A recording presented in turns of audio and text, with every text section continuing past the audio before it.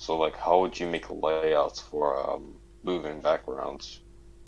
Let's start with move.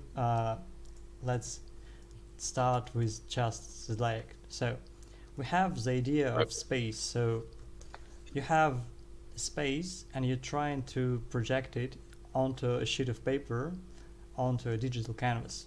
So we have vanishing points. So depending on where you place your vanishing points relative to your uh, essentially canvas, so you'll get a different type of perspective and you'll get a different type of compression. So I can put my canvas like this, and this won't have much perspective distortion. Everything will be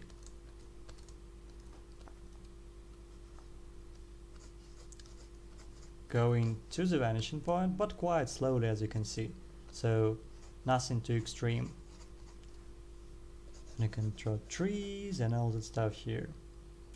On the other hand, I can choose my canvas to be that big and come closer to the vanishing points, and then we get all this distortion, we get all this perspective foreshortening,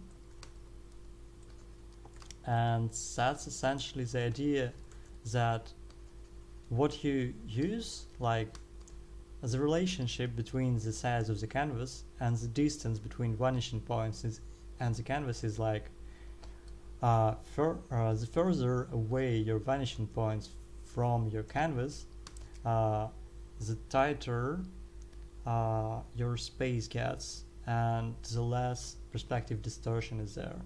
So if we pick, for example, and draw a cube, two cubes here,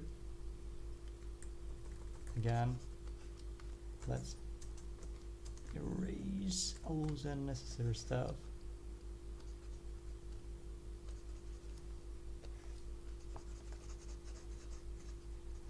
Damn, it's slow. So if we draw a cube here, it will be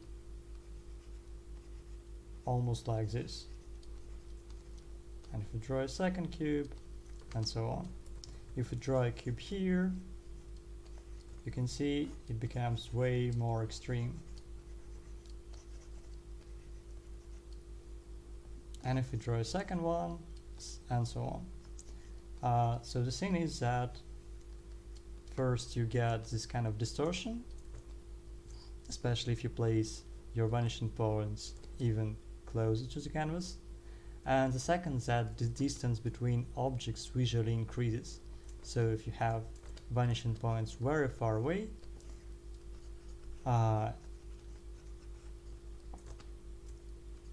all the objects will seem really close to each other and the distance between the objects won't be that much. So if we want to create moving backgrounds, then we have another question. So there are different types of camera moves, and when we're talking about moving backgrounds, we're talking about camera moves in an essence. So there are different types of camera moves. So we have basic camera moves. Okay, so we have different camera moves, and the most basics are zoom,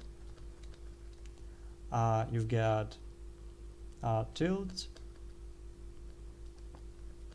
you've got camera move, you've got camera roll, camera duck, tilt duck, yeah, something like that. Then we have camera moves, which are like camera moving in the space. So this doesn't involve moving, this doesn't involve moving, and this too. So in these instances, the camera stays at the same spot, but it just changes the angle, it just rotates, or we change up. Now we just zoom into the picture. When you're doing camera moves, the camera moves relative to the background, so the objects will move accordingly. And everything else is just combination of this. So it's combination of camera tilting, rolling, moving, zooming, So if we do a simple zoom, what happens? For example, if you have this scene and you want to make a camera zoom, everything is very simple in that case. You zoom in, so you just use the same picture and just zoom, and 2D camera zoom is that simple, and real camera zoom is that simple too. There is camera roll dock, I don't know. So it's when you use optical zoom, so essentially you change the lens and move the camera, and that way not only the objects will move a bit, the perspective changes. So for example, it would be easier if I prepare pictures for that. So we have, for example, instance A, where there's this kind of cube, and we want to have an optical zoom, and the perspective changes. So this is picture A, and the points are quite far away. Then we do an optical zoom, and this means that the objects will become closer, and the vanishing points will be closer to the canvas. So here vanishing points are far away, and here vanishing points will be closer to the camera, and so we'll get something like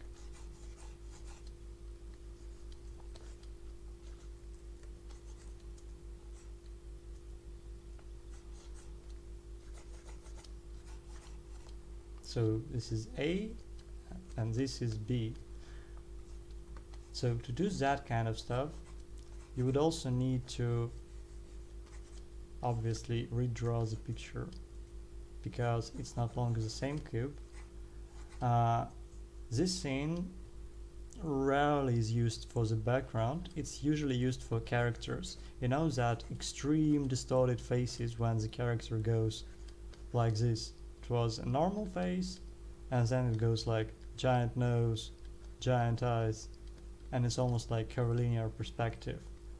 Can I give an example real Yeah. quick? Yeah, Yeah, cool. Let me just quickly screen share this for a sec. You can see what he needs by camera thing, because you can see that it slowly backs up. If you look at the perspective, it gets smaller and smaller every time. When you get closer, it just looks kind of flat still. I try to zoom in the. problem is that I can see your stream. Oh, isn't it not working? At least for me. Oh crap! Oh, sorry. Let me just restart that. I'm sorry for interrupting. Work it now. Let's see.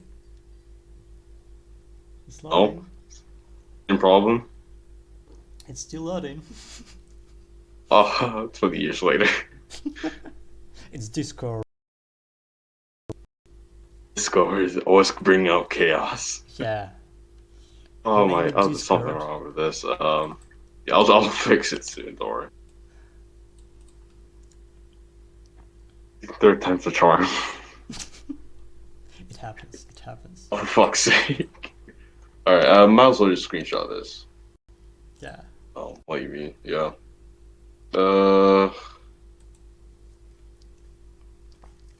Yeah, you go on what you mean. So we get this kind of effect. So the distance, relative distance to the object visually increases.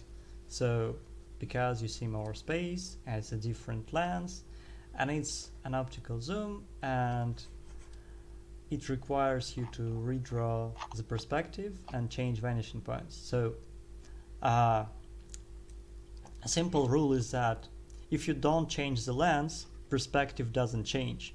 So if you move the camera, so if you have this kind of canvas and you have uh, Yeah, vanishing so points. I posted in the stream chat. Let me take a look. Yeah. This is exactly what I meant. So you can zoom in and change perspective, and you can zoom in and not change perspective. And usually we don't change perspective because, well, first it's easier, second you don't get that much perspective distortion, but this used quite a lot in dramatic moments for characters. They distort character faces and this creates a nice contrast, it amps up the drama, all that stuff. So not a lot for backgrounds, quite a lot for characters. Oh, for the first one, isn't it called orthographic, I think? No. Orthographic is when everything is parallel, so there's no vanishing points. So It just this looks doesn't for flat. me. Yeah, it does look Yeah. flat. Yeah. I mean, it's the point of orthographic perspective. It's to show Yeah. the object as it is. It's used for modeling.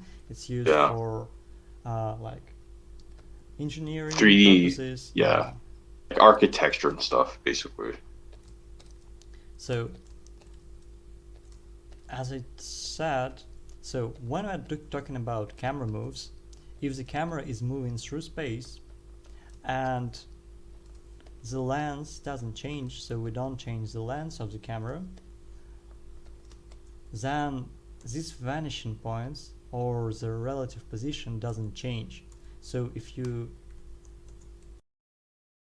have a tree here, for example, and have a house here, have a tree here, and for example you want to move a camera closer to this house physically, so what would happen?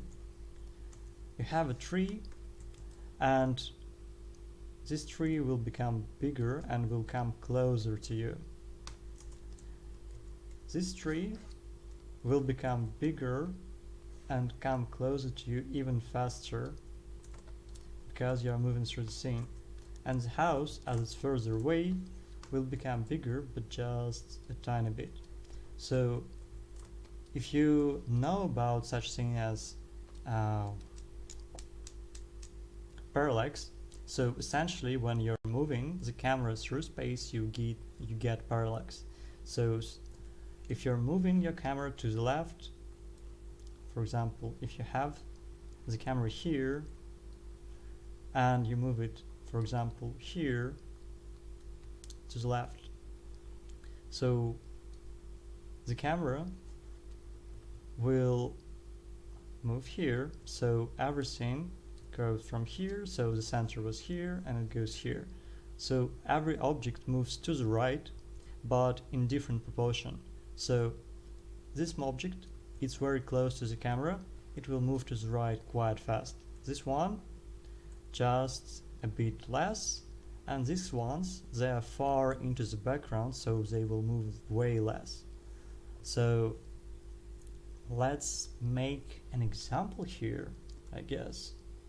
So let me take this off and let's create a very dummy scene with some mountainous mountains.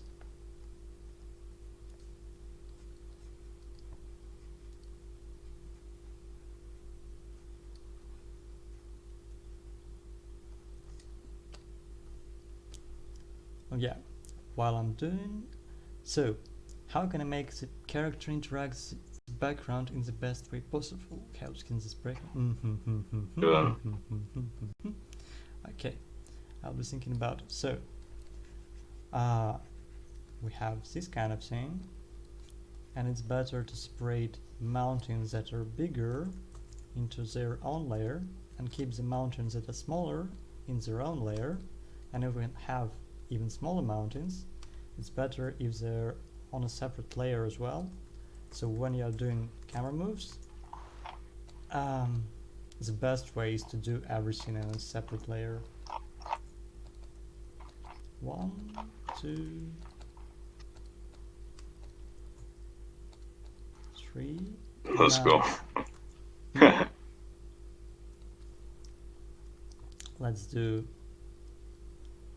house, where basics are, house. Let's do, is it a separate layer?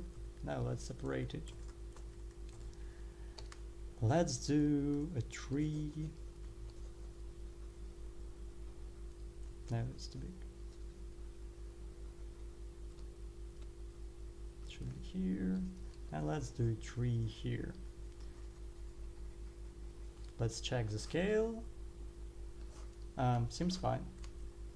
So, for example, I have everything on a separate layer. I have my timeline. I'm creating the timeline. So, we have how many frames? Let's set it up on, I want a new timeline. Let's say 100 frames. So, we get this kind of background. So, we want to move camera closer and bring it a little bit to the left. So, for example, our camera is positioned here and we want to bring it, I don't know, like here, closer and a little bit into the scene to the left. So what will happen? So obviously the objects will move to the right, but different objects will move at different speeds. So this is PGA, whatever, PGB, this is C, this is G, this is E, and this is F. And if we have a sky, sky is further away than everything else, so it will be the slowest moving object. So, for example, so what we should do, so let's move the layer with the furthest mountains, just like, let's define a key. So okay,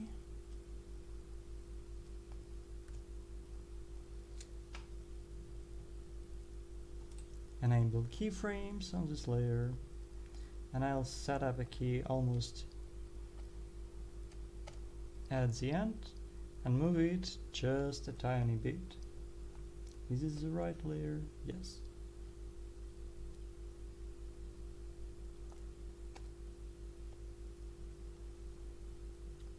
Okay.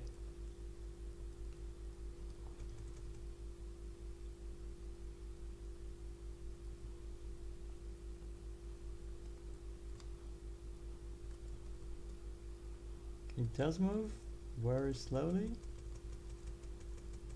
Yes. So we moved it like several pixels. Then we have the next layer, which are bigger mountains. These ones. So again, they should move, but they should move just a bit more. So for example, here they can be a little bit further.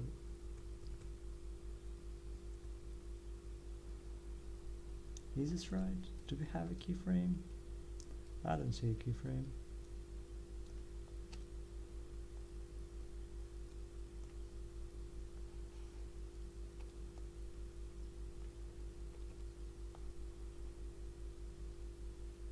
Okay. Then we have the next layer of mountains. And it should move again to the left, to the right, sorry. Fuck you. Okay. And it should move faster than the previous layer. Essentially, every layer becomes faster and faster in terms of space, in terms of speed, and so on. So then we have house. Do we? Yeah, we do. So again, we have house. It's moving. And it should move faster than all the stuff before that.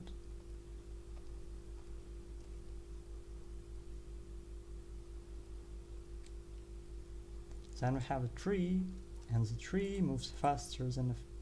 Oh hell, I forgot to separate the layers here.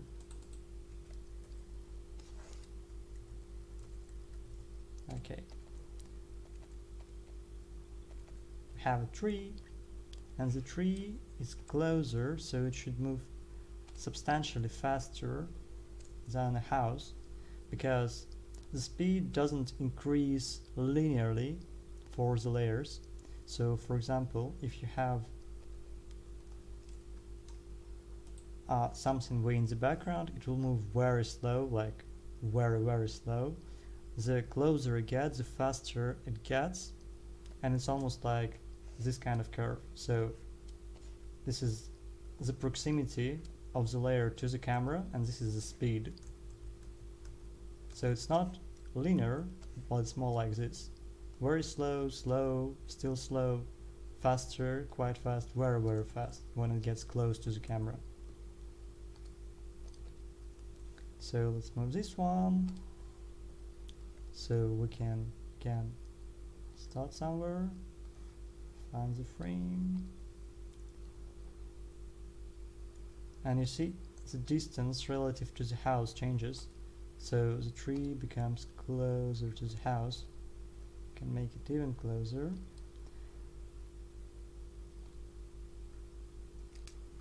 And let's delete the unnecessary. And then we have the last tree, which is very close to the camera, so it will move very fast. Ooh, can you try to link the I1 chat? Maybe that could help with the background as well.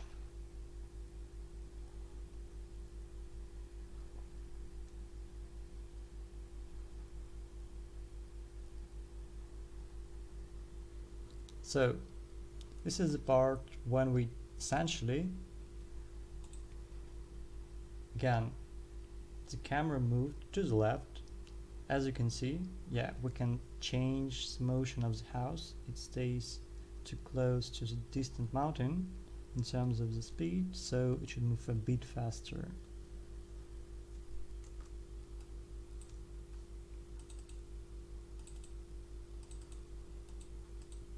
This is the house, yes. Here it should be a little bit more.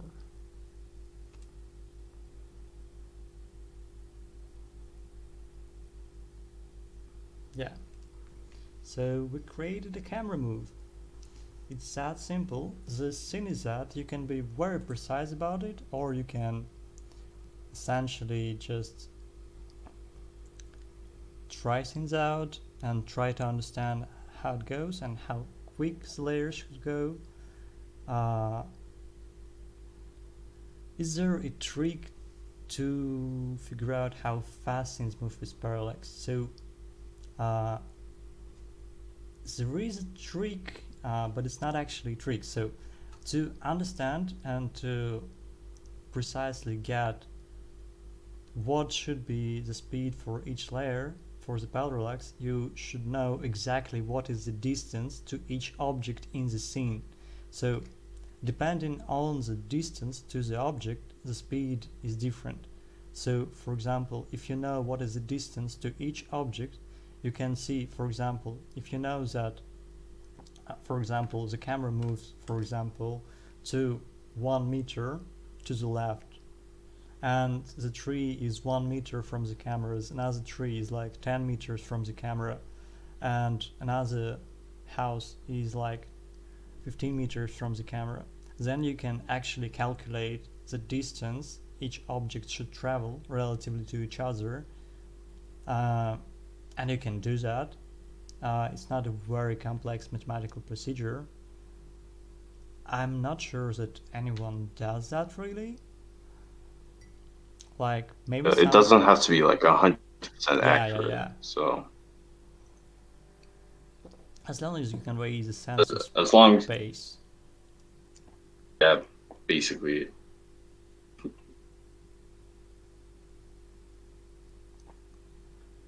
And also the thing is that the effect will differ depending if you add rotation or not. So for example, the thing is that when you rotate the camera, the object closer to the camera move slower than the object further away from the camera. So if you want to do rotation, camera rotating around the scene, so for example, let's stop this, let's add a new layer. If you have a camera, for example, the camera is like this, and the camera is rotating around the scene like this or like this. So the objects that are close to the camera will move slow because the camera doesn't move in space, it just rotates. But the objects that are further away from the camera will move faster because let's look at it. So this is the center, the camera. This is camera's field of vision, and you have a tree here and a house here and a mountain here. So if you rotate the camera, you see that the distance between this position and this, and between this position and this, increases as the object goes further away from the camera. So essentially, if you rotate the camera, it's the opposite. So when you are talking about parallax, the further the object gets, the slower the speed. So if we are talking about rotation, it's the opposite. It's whatever the center of rotation is, goes slower, and as it goes further away from that, you get faster and faster. So essentially, if you mess up, what could happen? You could create a combination of rotation and camera move instead of just camera move. Yeah, I'm recording this. Yeah, I'm recording this. So you could create that, or you can mess up the parallax and some of your layers that should go slower can go faster than the layers that are in front. So these are two main things that you can mess up.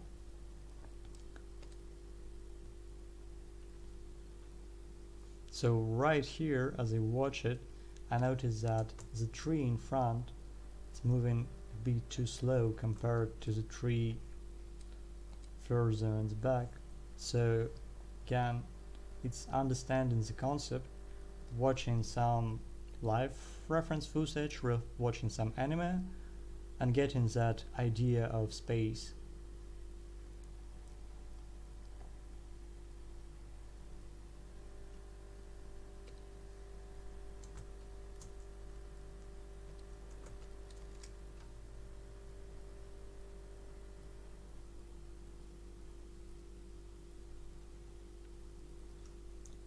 Aside from that, yeah, so we can tilt Would you, oh, how would you, yeah, so I was gonna ask, how would you draw figures in the perspective?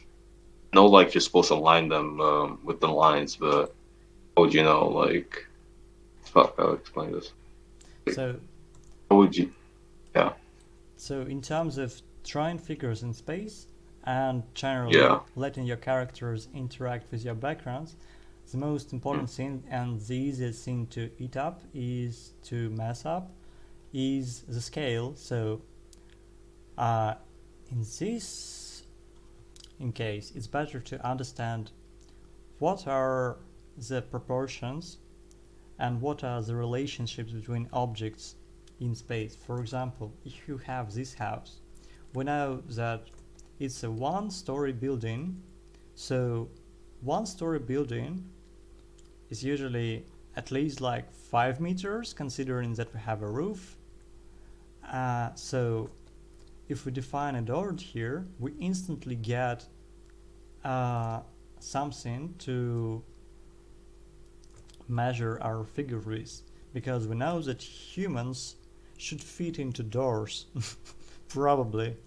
So if we use that, and if we project that into the scene, for example, we can choose a point on horizon here, and whatever, we can project it here, and then we have our figure. And another thing is that we know the trees have like different types of trees, have some height limits, and for example, trees can be quite high if they're very big and very chunky with a lot of leaves. But again, trees like can be 10 meters high, 15 meters high, but you won't get a 100-meter high figure and 100 figure high tree usually. So something like that can work for a figure. And if we check it, so if you want to check if your scale is correct, and for example you have something, you have a door frame or a building in the background, for example I have this in the background, I can always project it back or project it forward. So I can choose any point on the horizon, I take one line, take another line, and if I pick a point here, again define it and bring it back to the vanishing Very big point. brain. Big brain. So again, I'm getting this building and the size of this building, but if it was closer to us. So again, if I have a character here, now I can compare if the size of this character is right compared to that building. And for example, if I see that if I project it here and the door frame is like this, then of course the character that big won't work. So I either have to make my character smaller or make my building smaller. And that works for every part of the scene, for every object. So if you have one building, you can always compare it with another building, and so forth and so forth. So for example, here we have this scene, and we know that this scene, this part of the building, should probably be roughly the size of the human. So I can find the perspective, the vanishing point, and I can project it back, project the building forward, and find the size of the figure. So we have the horizon line right here. Let's pick a different color.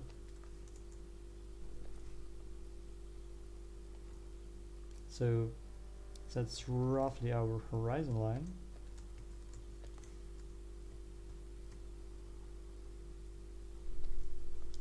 So we have this kind of door frame.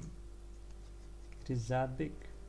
We need a character here, for example, and we know that there are steps, so this is lower. So we can find a point which connects. So let's find the basement of the stairs. It's somewhere over here. Let's connect it to that point, raise it in perspective, find where is the vanishing point, connect it back. Then we have this kind of door frame.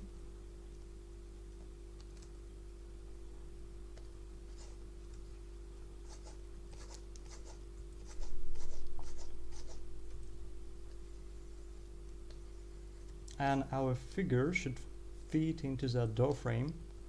And as we know, we had the stairs, so it's on elevation, so we just need to pull it down, and here we go, we have our rough scale for the figure. And we can do that with any scene. So if we have a background, if we have something to compare our figure with, if you have a door frame, if you have stairs, if you have Why not have windows as big as doors? I mean, some houses do that, but I wouldn't like to be there in winter. Yeah, bye bye.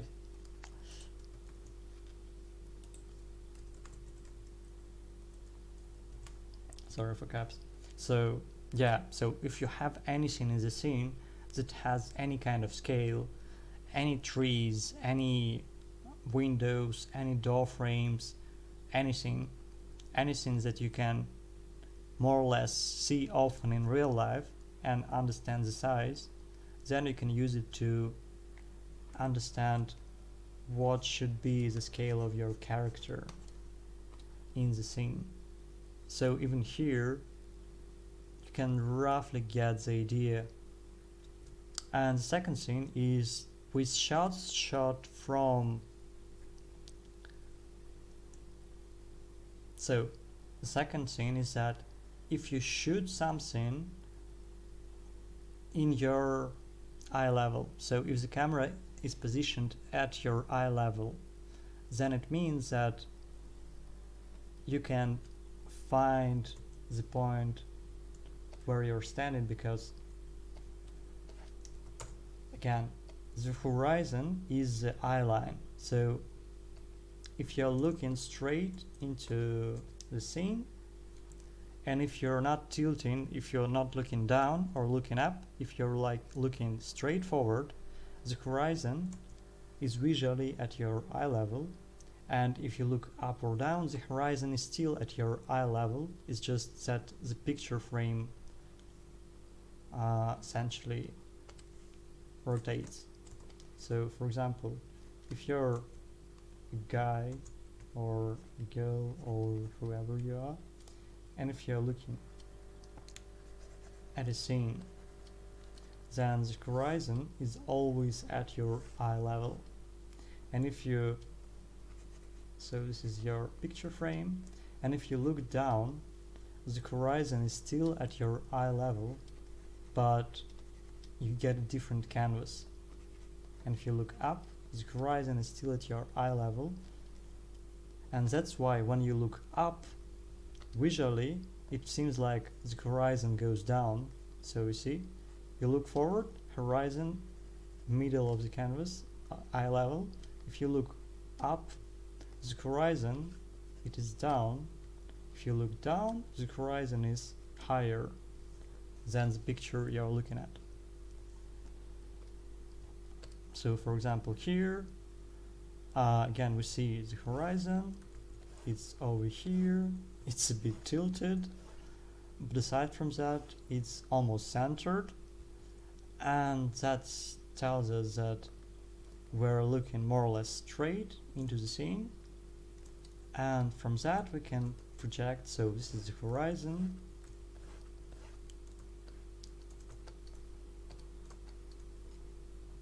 this is a vanishing point somewhere over there, and if we get a bigger canvas we can roughly say what is the point, where is the camera located.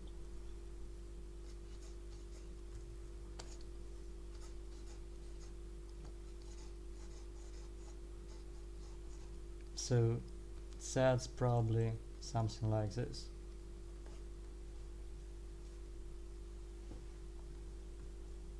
And again we have trees to compare the size of a character to.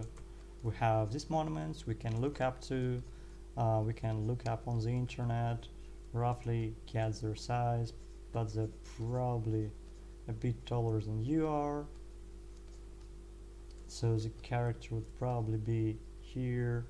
And again, if the camera is positioned on human eye level, so then it means that your head is roughly at the horizon line. So if you're looking up,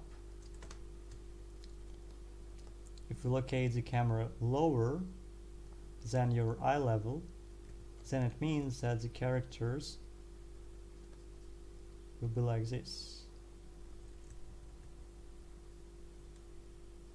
If you position the camera higher than the person's eye level,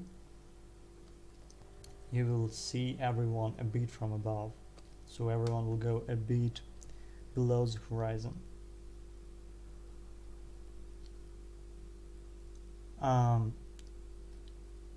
Spot the horizon when it's close to the ground. I mean, I don't get what you're trying to say completely. So you can get the horizon anytime. So you always see the horizon unless you're tilting your head and rotating your head upwards like 90 degrees or 90-degree downwards. Then the horizon goes either up or down and you don't see it. If you're like in 15 to 30-degree range, the horizon will be either quite high or quite low or move anywhere between these points. So this is like looking straight forward. This is move. If it's going up, then it means that you're looking down. If it's going down, it means that you're looking up. So for example, we can change this picture and add some stuff. So we have the horizon here, and let's say that we're looking up. Then we'll see this part of the picture. We see the trees.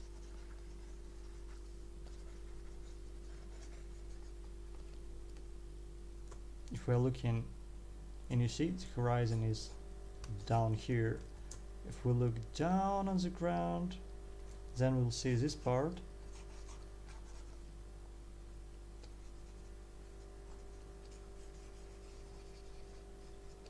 Notice that the perspective won't change much. It's just the position of the horizon and your picture plane.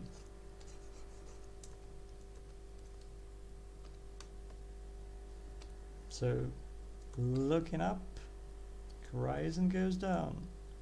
Looking down, horizon goes up. Looking straight, horizon is somewhere in between these parts. And again, if you rotate, then for example we can find vanishing points, they will rotate. So you can always rotate the background that you have, and then you can go precise or you can go and do it rough. So for example you have this kind of cube and you can use it for rotation. It has vanishing point over here.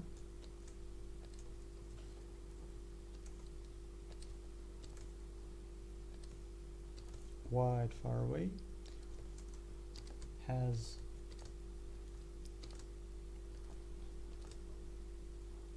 vanishing point over there. And what it means is that we don't have a very drastic perspective. We're using we're either zooming in and we're using like more telephoto lens, so less perspective distortions.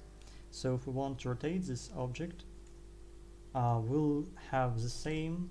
So if we are rotating that way clockwise or counterclockwise, not rotating vertically, the horizon line will stay the same.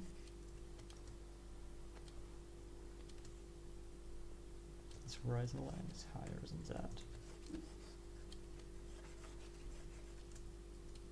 Let's find it. It's very far away.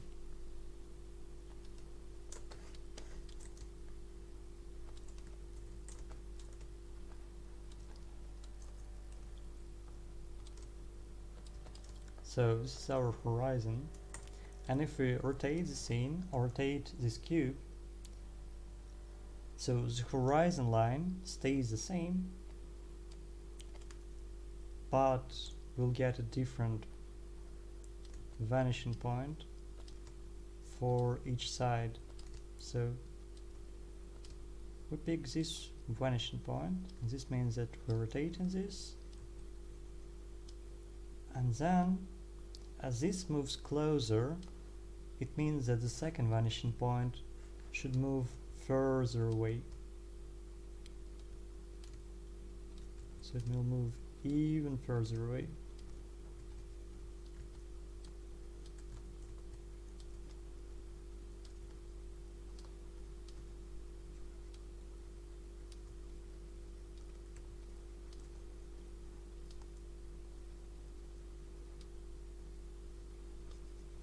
So become quite far away.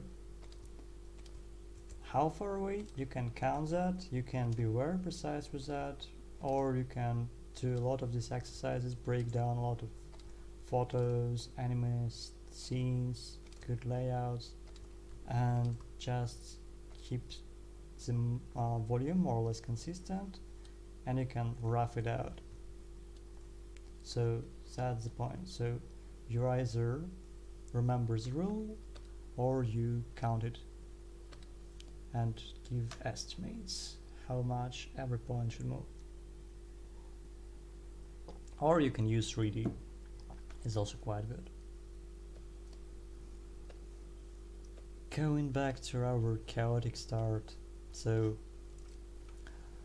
interacting with background. So interacting with backgrounds is more about like you can have the character interact with objects in the background. You can have characters change the background, destroy it, or something like that. The most basic is just having the character in the background, having the right proportions, so making the character fit the background in terms of scale, in terms of size, all that stuff, making it in the right perspective, in the right lens. So if it's a shot like this, then again we have vanishing points at the top. We have the character should align to that. We know that there is a door frame here and the people should probably fit there.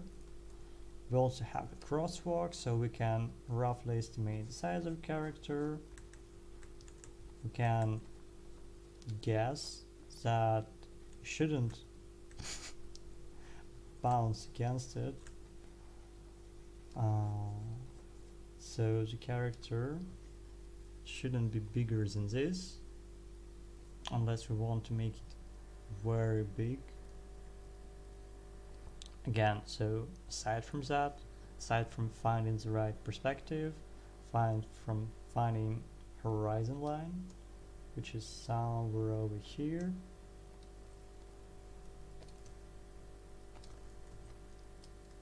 Nice. I was drawing directly on the photo. This horizon line is somewhere over here. We have a character, we can probably a bit higher. Horizon line. We can move it like this, and so on. And we can get where the character can be positioned in the background. And again, by projecting it closer to us, using the background, we can guess the size of a character in any point in the scene. I want the character to be here, so I'll take a line, find the vanishing point, place the character on a crosswalk. Again, I can bring it closer here. Again, find the point on the horizon, even if it's like here. I was doing it here. Find the second point. It should be staying here. Again, this point is over here. And we get the size for the character. And now we can have the character interact with the background in any other way. If we have animated elements, or we can make some camera moves. So yeah, I don't know, let's talk about basics and the most important things aside from that to consider when you're making a background. So when you're making a layout and the background, one of the most important things again is defining the perspective and understanding that when you're defining a perspective, you define the position of the camera. So it means that, for example, you have I don't know, a room, and you can place the camera on the floor level. This means that horizon will be very low, and for example you can see the table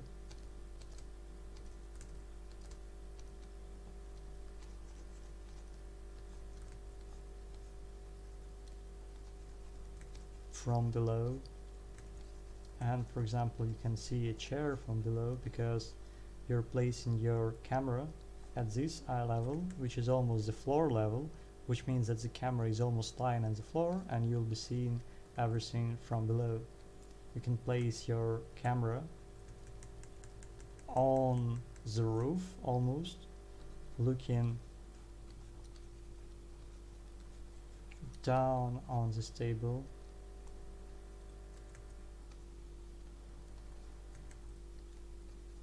There's a chair and the characters sitting there minding their business, and that will influence the overall composition of the shot and the feeling of the shot, because depending on the way you position the camera you see all the composition very differently and you perceive the space through the camera, so you can let your camera be a part of the scene, and it's more fitting and works way better for like acting sequences and telling the stories through simple actions, because then you have way more time to understand what's going on in the scene, where is the camera positioned and how does it work. And it could be very important to keep the camera a part of the scene, so not going for anything too intense and impossible. For example, shot like this in a room is almost impossible to get because you would need to go through the roof of the building to get this kind of shot. But if you get this kind of close-up, yeah, this means that something is looking at the right down at the character almost behind his back, and this will create some kind of menacing feeling. It's from a feeling of someone standing right behind you and looking down on you. But this is a different topic. It's more about storytelling through your layouts, through your composition, and this is basically a part of directing. So a big part of choosing like angles in storyboards, choosing the compositions, is storytelling. So you want to convey your story, convey feelings through the way you shoot a scene, through the perspectives that you use, through camera angles, all that stuff. So this should be another topic, and I guess I have to prepare for it because I don't have enough material and enough examples to talk about it. So if you have specific questions, we can discuss that, or we can just draw. It depends. So let's go. What do you want, guys? Can you give one more demonstration, please? Of what? I don't know, like dynamic poses or I don't know, anything. I mean, I'm the worst person to choose for dynamic poses because I'm not a character artist at all.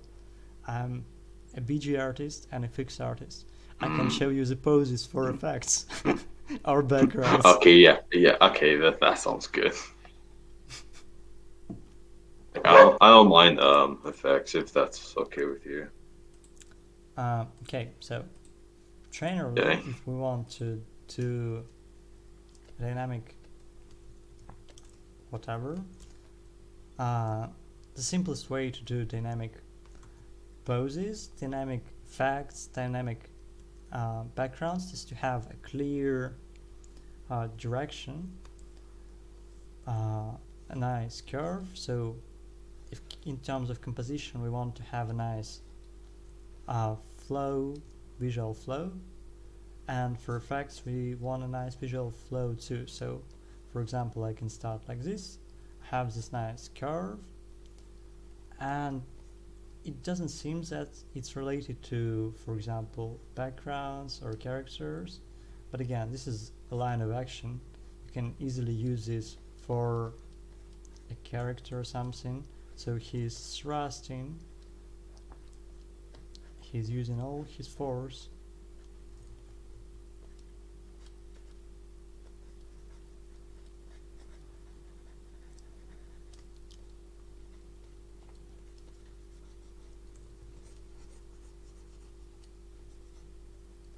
or we can use it for the background. In terms of backgrounds, we want nice composition, so we want to have visual flow. It's mostly achieved by using objects that guide our attention. So for example, we can use a road. It's a very simple scene. It gives us a nice S-curve that drives us through the scene. We can place objects in an S-curve, or we can, for example, use framing. So you don't look here because it's a big frame element, but then we've got some stuff going here, and you look here. Then we've got some interesting stuff here, and you look over here, and then we have something interesting stuff here, and this creates a nice curve as well. And we can add some stuff here as a framing device.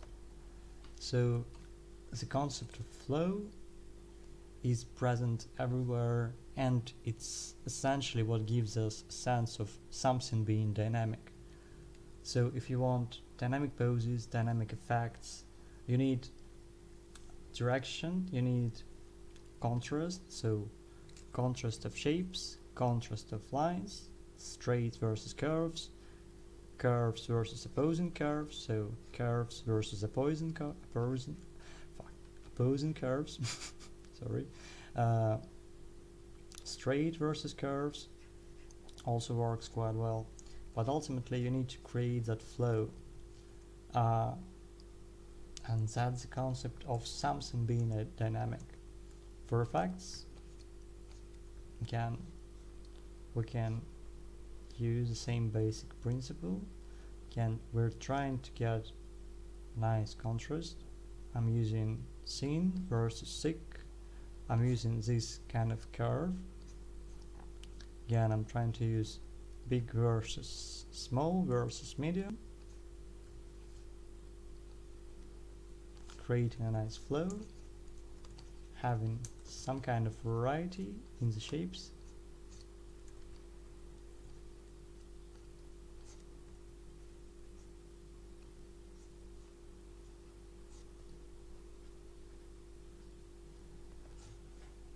And we get something dynamic. Then we can add details on top of that, additional layers, and it's the same for backgrounds, same for effects. You start with a very basic idea. For example, we can use black and white sketches to convey the mood or the scene itself.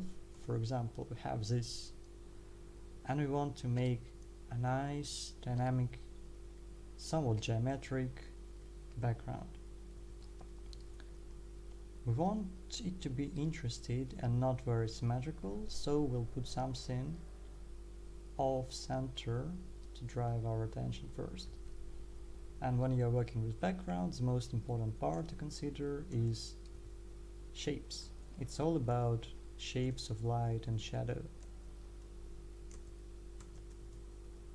So we have this kind of light shape, and I will make a mountain, or rather a rock formation, and we've got this nice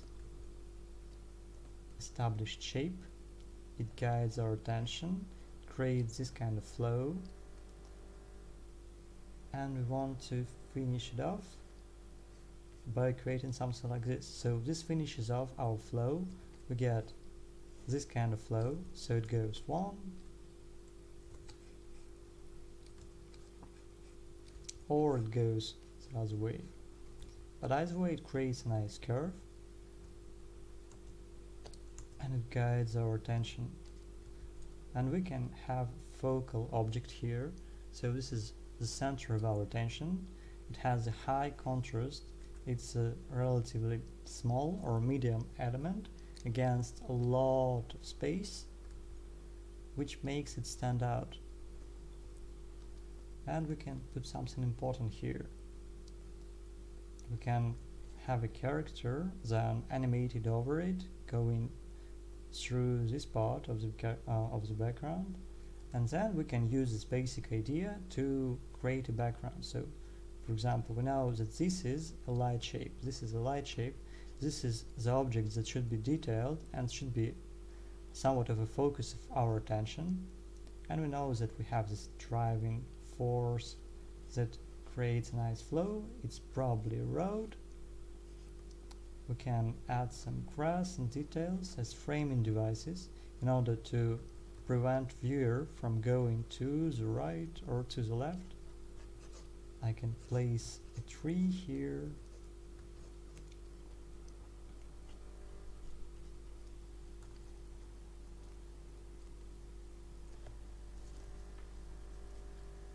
Add some details, all that stuff.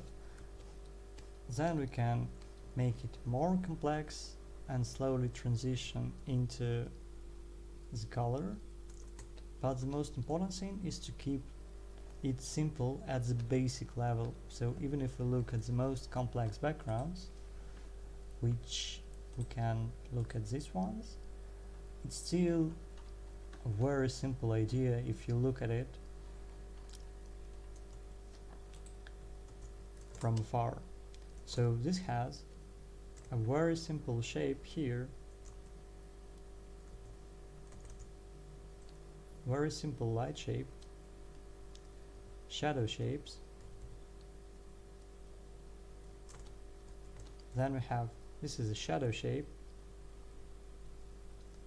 this is a shadow shape, this is a shadow shape, shadow shape, shadow shape. So this is a very basic idea of that background, and any background can be reduced to very basic idea if you think about it. And then you have to understand the tone, colors, color relationships. So this is pure composition, nothing more, nothing less. And we can do the same here. Again, if we look at it from afar, we know that that's a big light shape, this one. Then we have a big light shape here. We can simplify trees into light shapes, so it is a light area, and it creates this kind of layering, stacking effect. And we can simplify anything like this.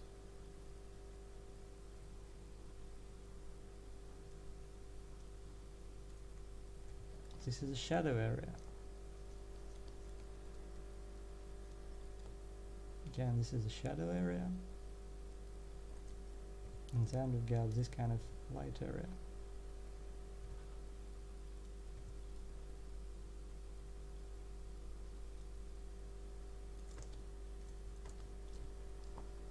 And then we can create transitions. We can see that there is a small transition, but we can also create it just in two tones. So we can add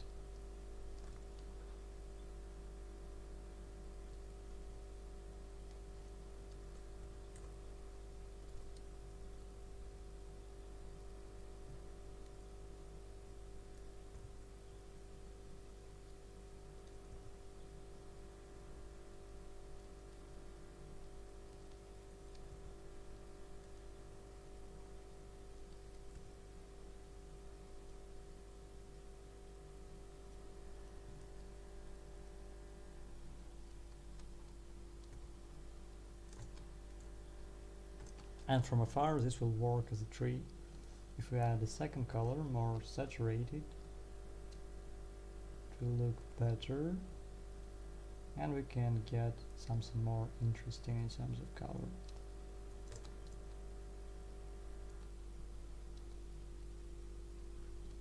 So painting and doing layouts and doing backgrounds in general is about, like anything else, it's about simplifying things and about dealing with what you can deal with. So if you can deal with complex composition, make it simple, deal with composition first, then stack perspective on top, figure it out, use your tools if you need. You can create rulers, perspective rulers, you can just find horizon lines and create everything based on cubes or any other geometrical shapes. Again, then you can proceed to add details or check if your proportions are correct and your backgrounds and your characters are living in the same space by the same rules. So yeah, and a good note for starters would be doing this kind of simplifying exercises. So you can grab a good screen grab from a film or a good screen grab from anime or paintings, and you can simplify it in several values. So for example, you take some nice reference, let's find something.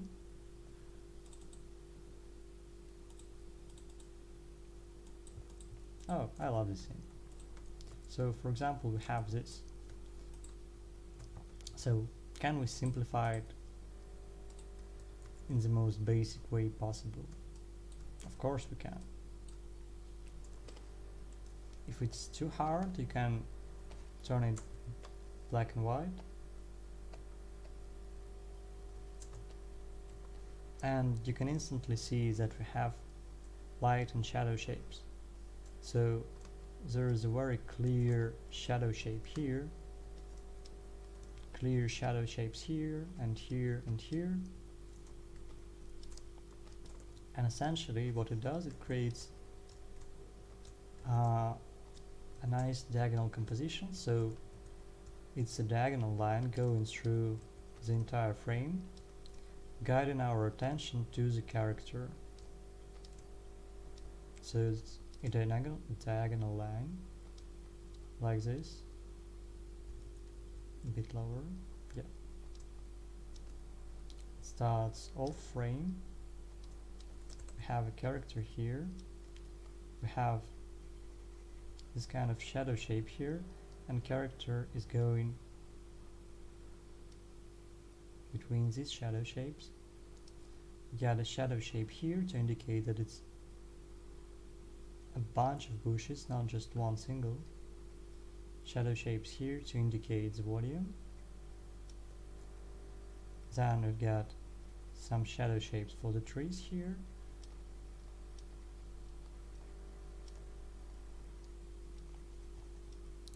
House. Shadow shapes here. Light shapes, shadow shapes, and so on.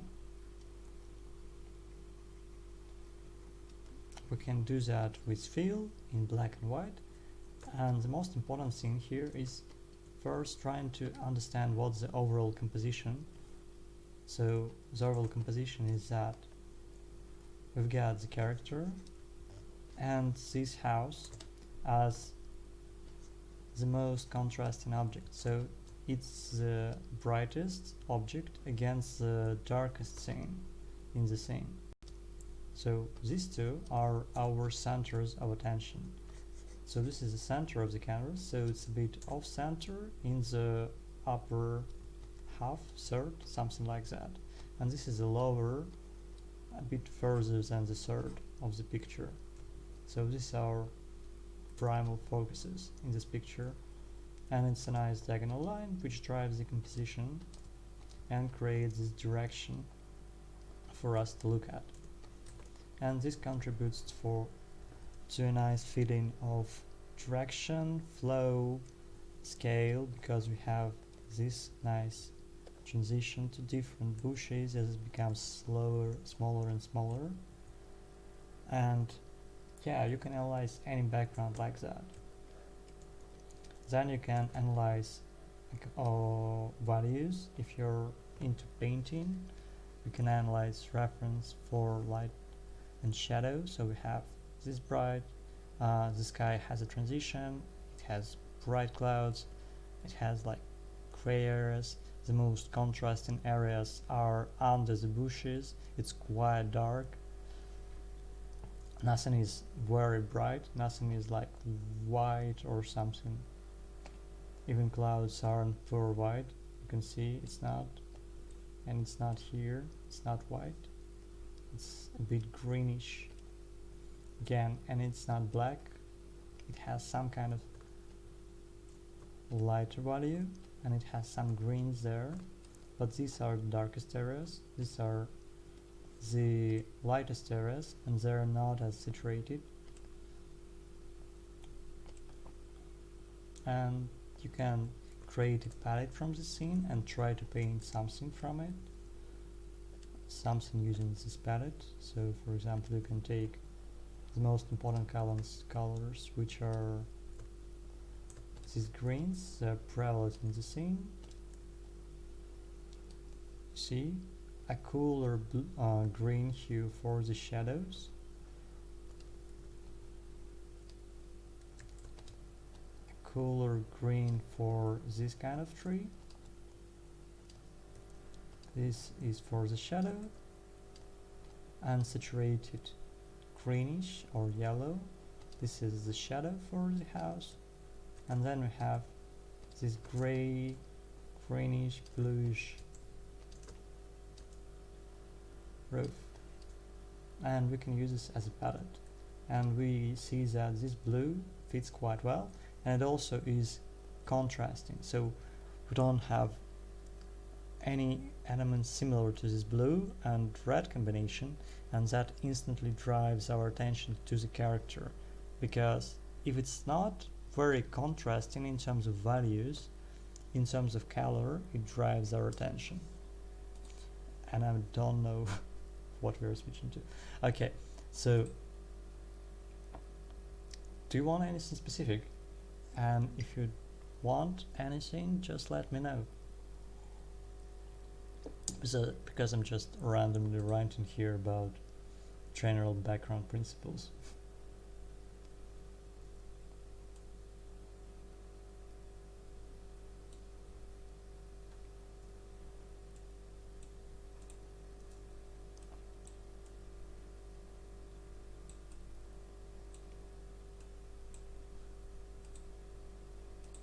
Hey, please type anything in the chat.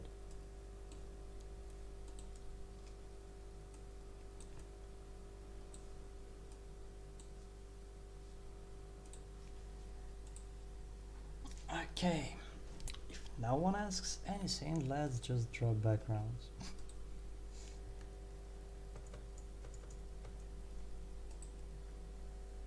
I'll use this as a reference, or I'll use this as a reference. It's interesting in terms of architecture.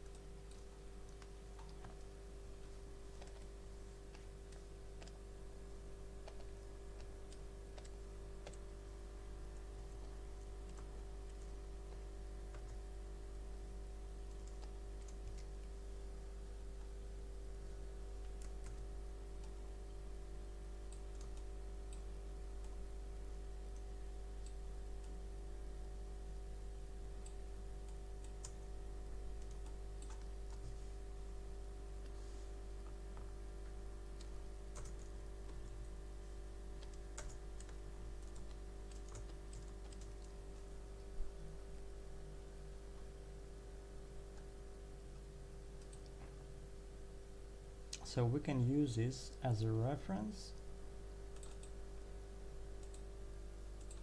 and see if we can make it interesting. So first of all, this scene is rather centered. The most important element is in the center of the scene, so it would be a bit more interesting if we change the center or push it to the side, either to the left or to the right. It's also we have this kind of elements which aren't very interesting, to be fair. Cat seems blank and doesn't fit with that nice old aesthetics, so we can change it up a bit and make it, turn it into a magical scene.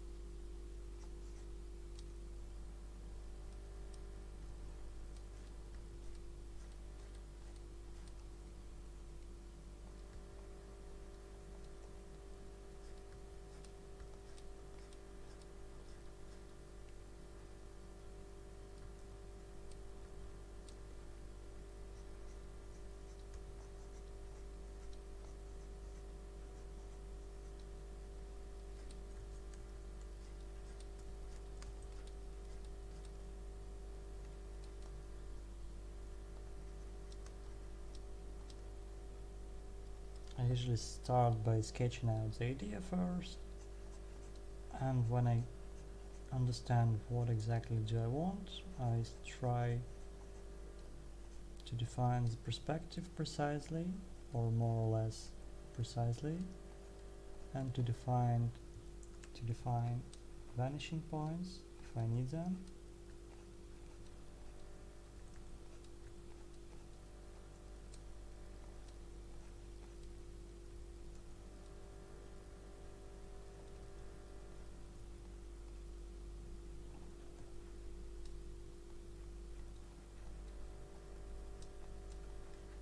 Alright, I'm back. So, what are we doing? I'm just drawing a scene based on the reference, changing the angle a bit, changing the elements, because there are no... Oh, how did I got... Because there weren't any questions related to background, so we switched into that. So how did I got into effects animation? This is actually very boring and a very funny story. So I was into anime and anime effects and all that stuff, like from high school. I learned a lot about animators. I was translated Saku Gabor into Russian, several articles. I was studying for information security and technical translation, and I used some of the articles for my home tests in technical translation, all that stuff. So then I always wanted to try animation, and I decided to create a challenge for myself called Animapril. So I tried to get into animation by animating every day of April, and I started this challenge knowing not knowing anything about how to animate, or not even trying to animate before that. It was very interesting, it was a lot of fun. I tried some effects. Then after the challenge I saw effects internship for like FX packs, like digital effects packs on stock side. So I applied for that, I ruined it, but then they created a course on effects. I got into that, weren't doing very well, but then I decided after the course, which lasted about a month or so, I decided that I really liked effects, and I started doing effects and sketching effects every day for a year. This was last year. Yeah, I got a little bit better with effects. I got a proposal to teach at the same course to help instructor on this course. In half a year I started, or rather they land me to supervise the course, so I became the teacher for this effects course.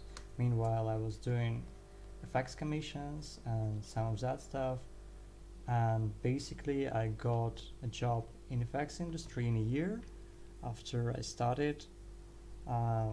I still continued to do effects every day for a job and for sketching. After that, I still continue doing effects, and that's the entire story.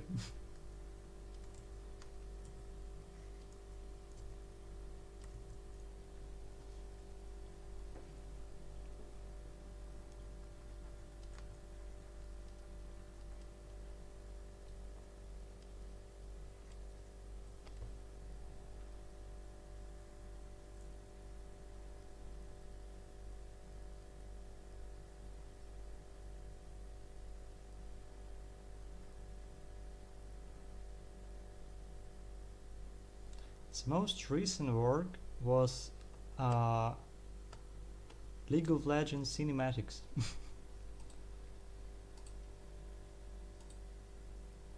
So it's not games, it's cinematics, cinematic trailers.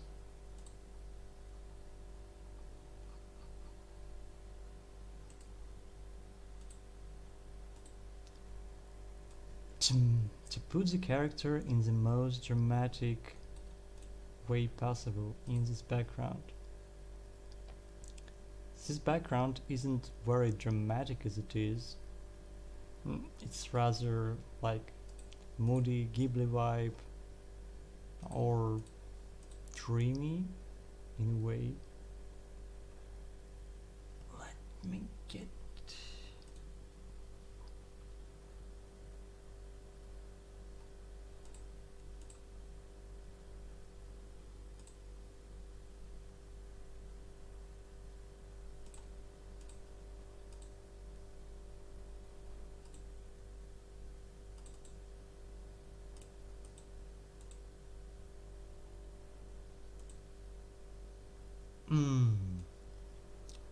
to go into this building. Like, there is different, like, do you want the drama to be like dramatic in terms of it's a dramatic situation and the character gets emotional, this kind of stuff, or you want the character to be like battling or something like that?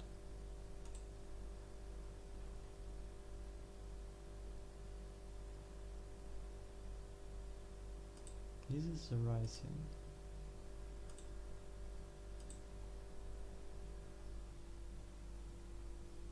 Oh no, it's not the right thing.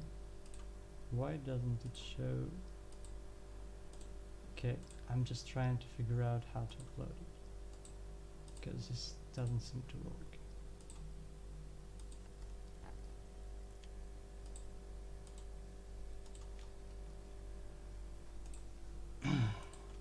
So, okay, while I'm thinking, so if the character was to go and it was an emotional scene, then the focus should be either the mood of the scene, then I would probably change the lighting, get rid of these trees, obscure some of these parts either with fog or let something to the character. So if it was a very important scene for the character, if it's emotional moment for the character, then the best thing that you can show is either show the motion of the character through atmosphere, color, and the mood. So right now it's the opposite of moody. To make it moody, would have to change the hues.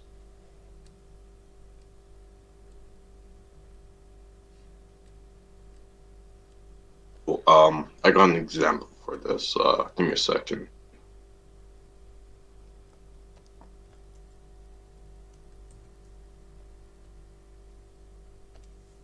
It would be better to either pick a rainy day or overcast day, or like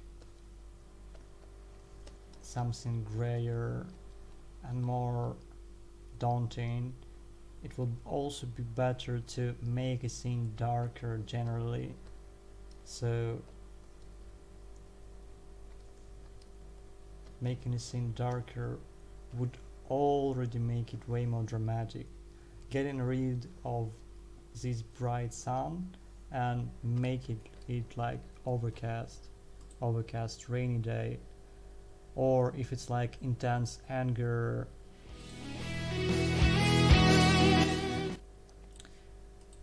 depending on the exact type of drama, you can make a scene packed in term like make objects feel very close to each other, make character like smaller in frame and obscured by all these elements, having a large tree here and making a character look small and almost non-significant. Or a better way to show emotions would be to use close-ups, especially for really emotionally charged scenes. The best way to show it is to show through emotion of the characters and to show through atmosphere. So you can pack the character into the scene. You can use colors, like the videos that Purple showed uses a lot of blues and very saturated reds and oranges, which convey this drama and intensity, and these blues contribute to this moody feeling, to this sadness. So it's a complex question. It's not just make it the most dramatic way possible. There's not such a scene.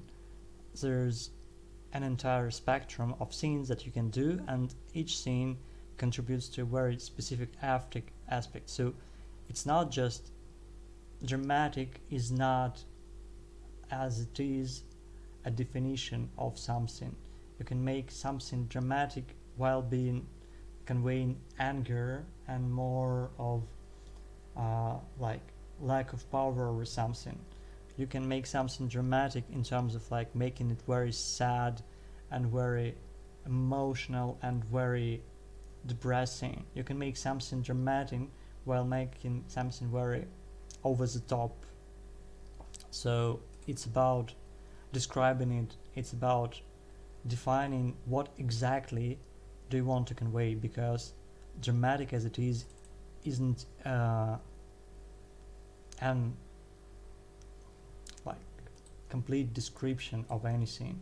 Dramatic is just dramatic. That's the stuff that I did not the most recent stuff, that's the stuff that is recent as that I can show more or less.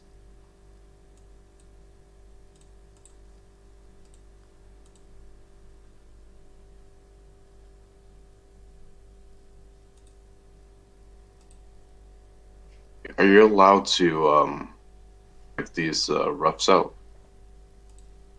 So I'm still not allowed to post this on the social media freely, and I have to wait a bit. But essentially, it's released. It's all good. Just don't repost it and put anywhere. because it should have Okay. right logos and all that stuff to be posted freely.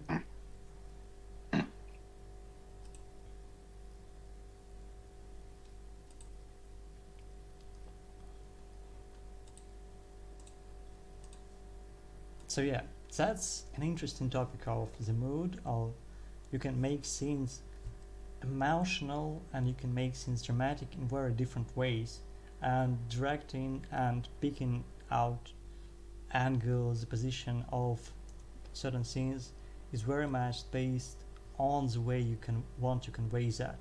Do you want to convey one feeling, or do you want to convey a mix of feelings? Do you have a very specific idea in mind, or do you have just something?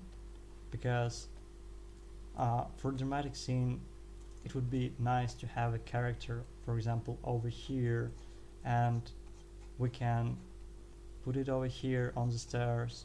We can put it in this very tight space between these lines. We can make the character look small if we change the angle of the camera and let the camera loom over the character. So instead of looking like this, we can look from a top. Or we can make the scene more dramatic in a way that the character looks, the camera is looking at the character from below here, so we get to see the roof of this building, and that we get to see the character face if he's looking down, and that way we can see the emotion of the character. We can place the character on a very large panning shot, and he can, for example, wander from this point to this point, and we can get rid of all that and let there only be a very simple background and this kind of solely one element, central element, which is this scene.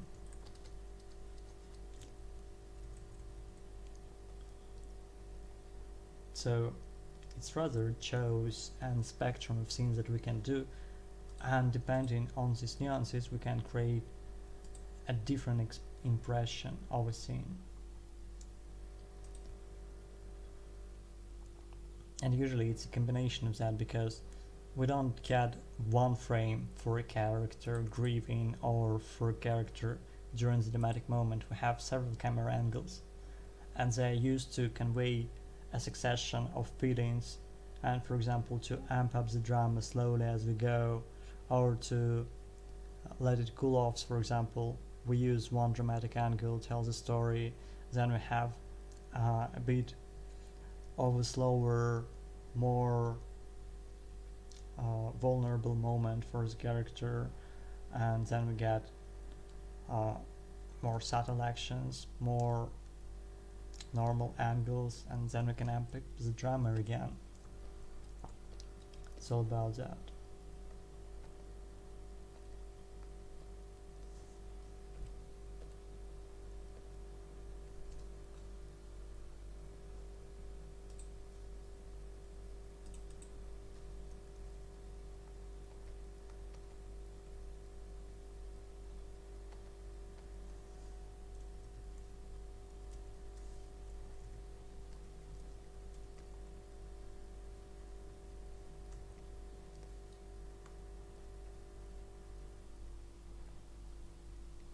So hold on, like you've been animating for a year now, correct? For 2 years I've been 2 animating. years. I've been working in the industry for a year and learning FX animation for 2 years. So you started in 2019. Yeah, essentially. Oh, fuck.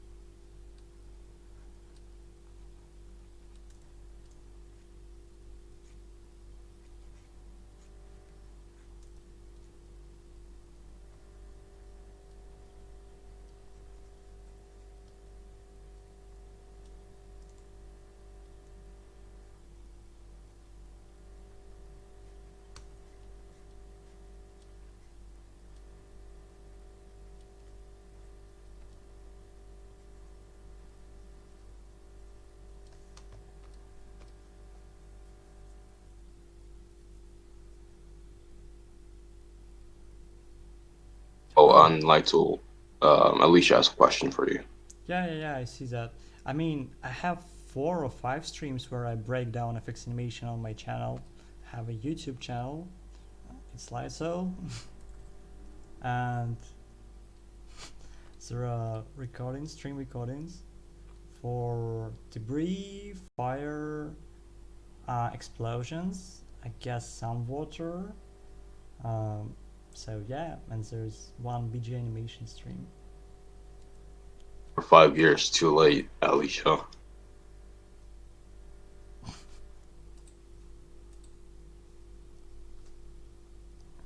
Wait a second.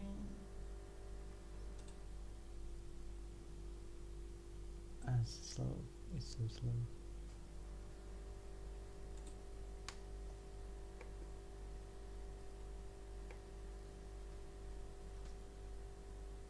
Okay, here's the link. Here you go. Oh, how?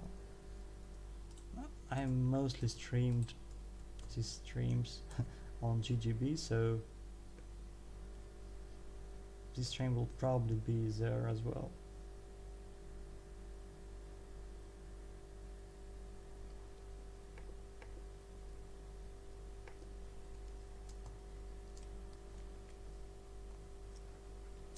So, do we want something? I want to make it a closer look at the thing.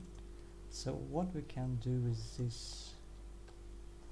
As we see, this has a nice idea of a forest around the temple, and we can reinforce that probably. We can let it be surrounded by the forest instead of just giving it some kind of road.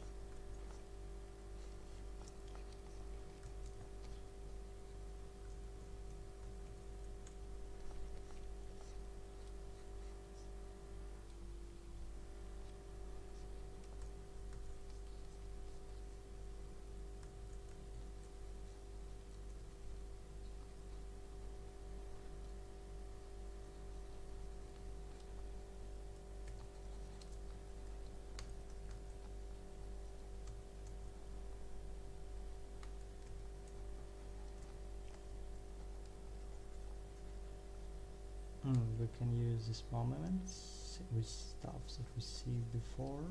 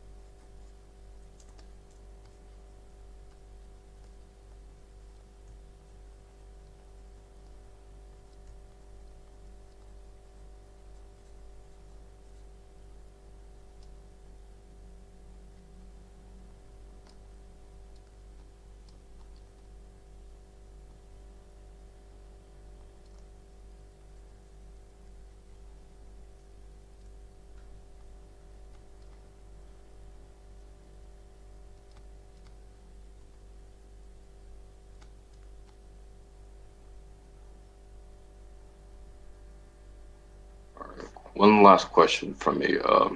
For making animations, not animation, like effects animation, do you use straight ahead or post to pose? So it basically depends on the animation quite a lot, but most of the animations I do straight ahead.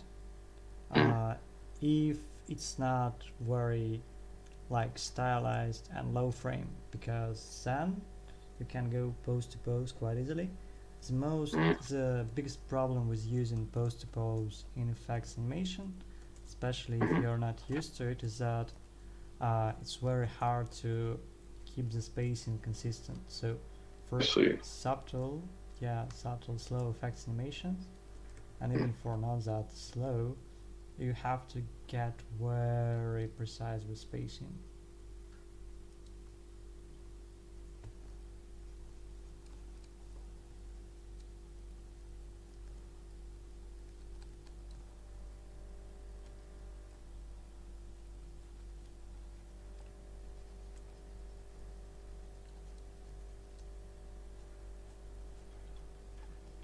Well, thank you for answering my question, Lytle. Yeah, no worries.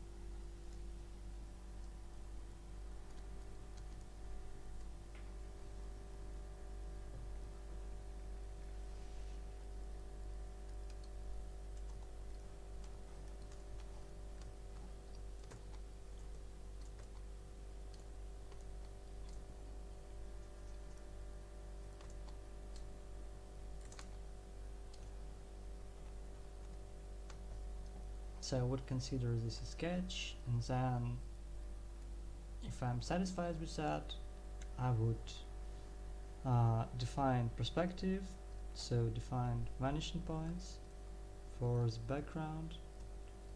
So what's the horizon line? For example, we can drop it here. Then we can check if the road is on the horizon, so it vanishes to the horizon properly. We can check if the building is following the perspective correctly. As we can see, it should be fixed. So if it goes here, then this part should go like this, and so on.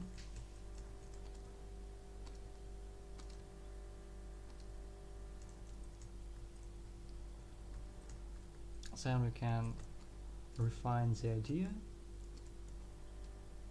We can also make it more interesting and dramatic if we look at it a little bit more from below. We can lower the horizon, so essentially we'll see more of the underside of these parts of the roof. We'll see these things from below as well. So let's try how that might look.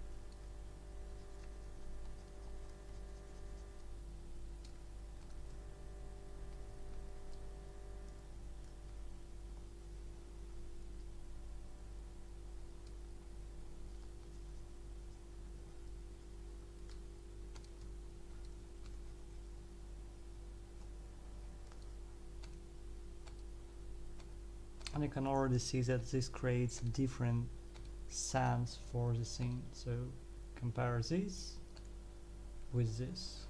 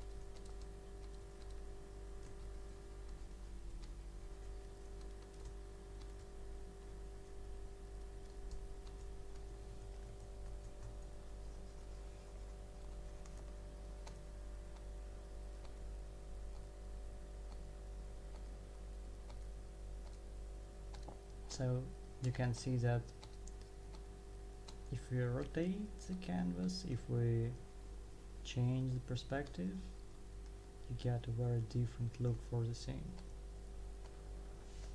Even if you keep the elements more or less at the same position.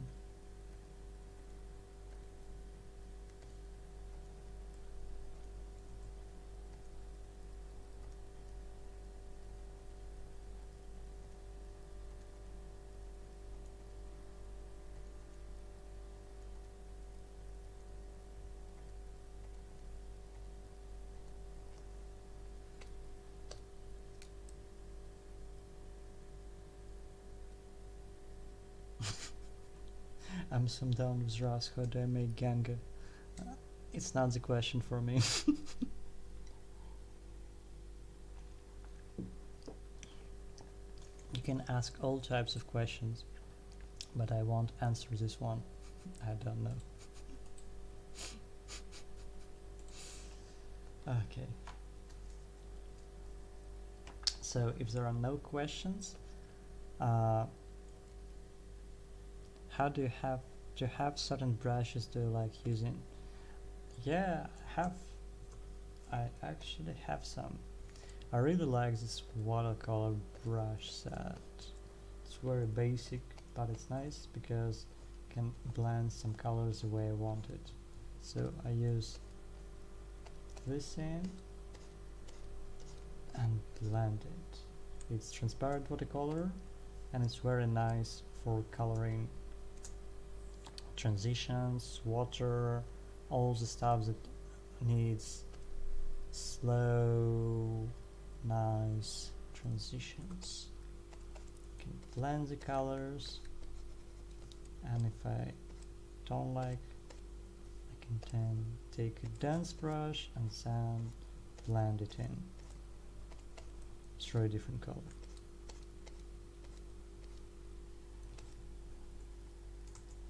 And we can, for example, do things like this. We can take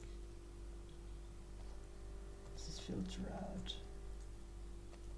whatever the house is thing out.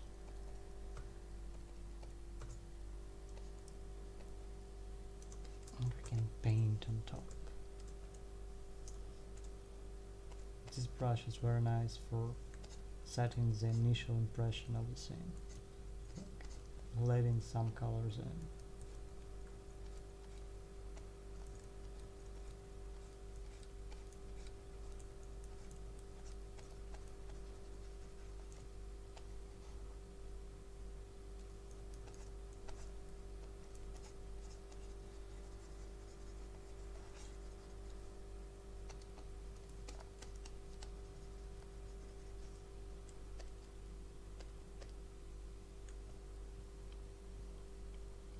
Flame effect for hover contact. It's just the lasso. I mean, it's a lasso and some post effects. It's not brushes, it's literally just that.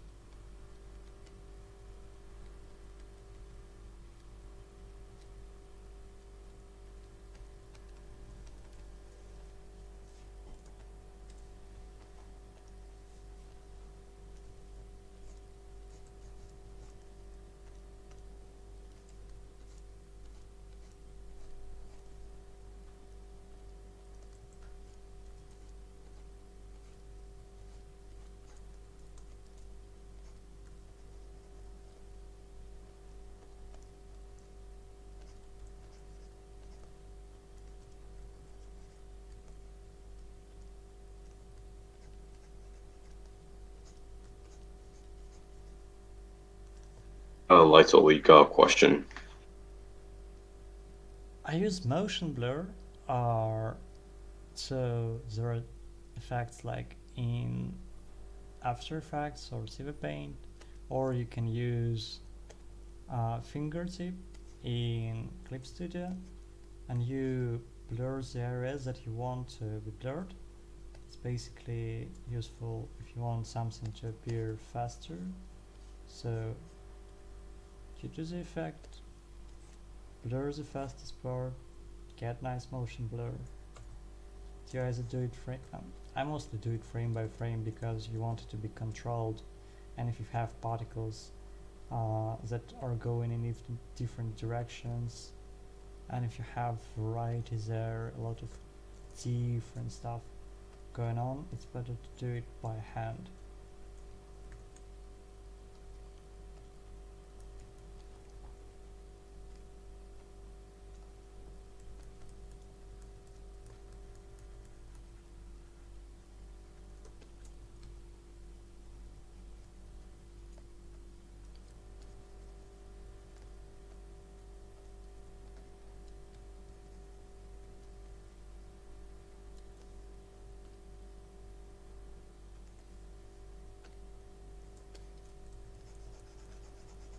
You blinked and I haven't done anything yet.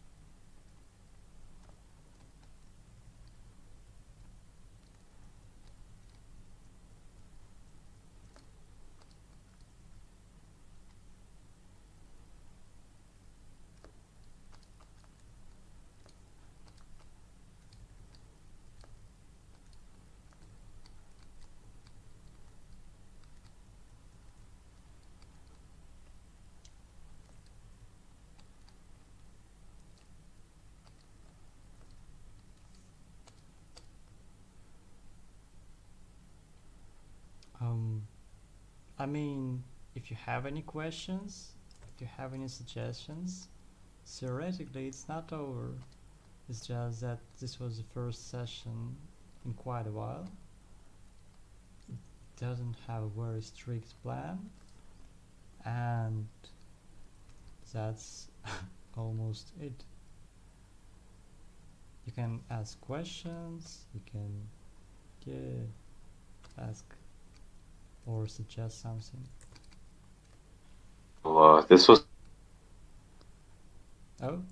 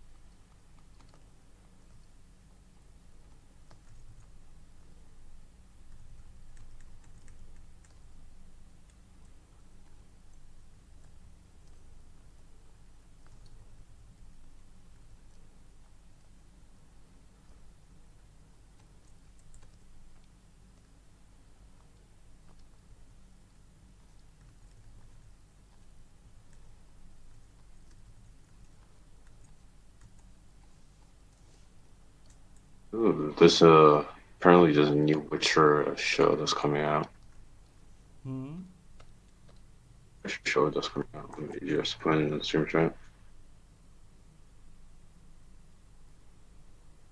Oh yeah, yeah. It's the adaptation of The Witcher, which I can't Oh, commentate on because I haven't watched or played Witcher. same actually, because I heard it's a really long game, so I'm not gonna get into that.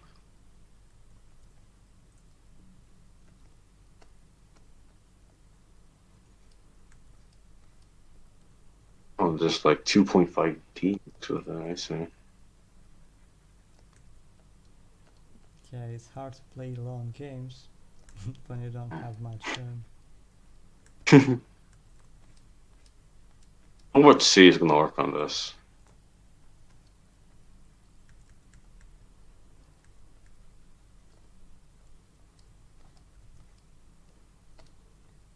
It kind of looks like a madhouse. Mm, it looks very much like Castlevania Yeah, because probably the same team. yeah.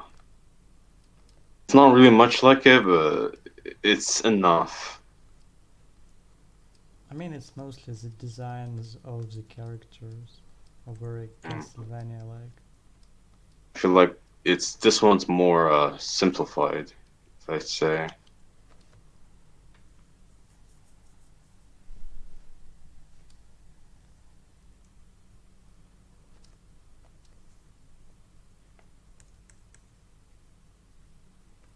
Come out this year, damn.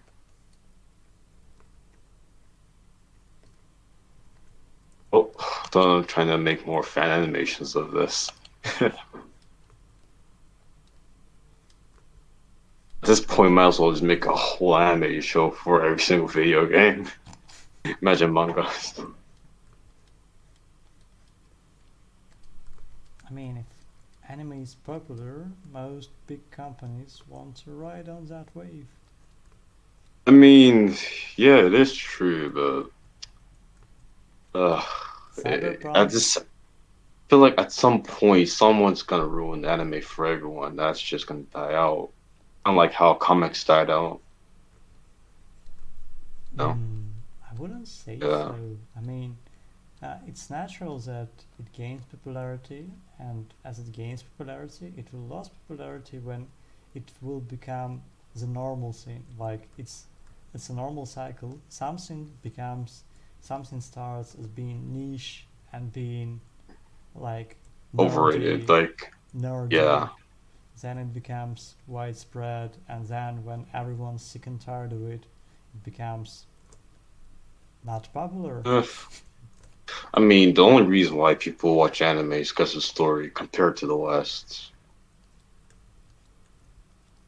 I mean, Like, have you seen Starfire's daughter? It looks terrible. Let me just bring that out. It looks absolutely garbage.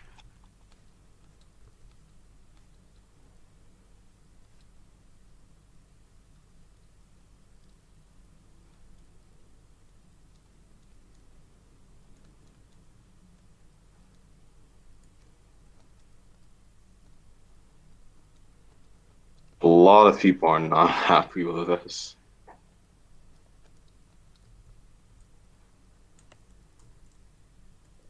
Like compared to like mangas in the eastern side, I'd say it's not efficient anymore. But the only downside to it is like the payments and stuff. I mean, if anything, I would have liked if they increase the payments, but it's not the case. Yeah. I mean, no, like think about it. Like, no, when Mugen Train first came out in Japan, compared to and the manga creator, yeah, she or he barely got any money from it. I think they got like around like 7,000 from it, the movie. Yeah, that's because they have a very different like licensing and stuff. Yeah, yeah. At least they should she should have gone a lot more than at least.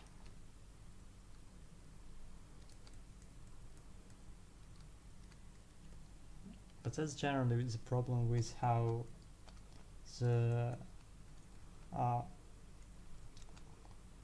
like the ownership of any intellectual property in Japan works, because it's very different from the West.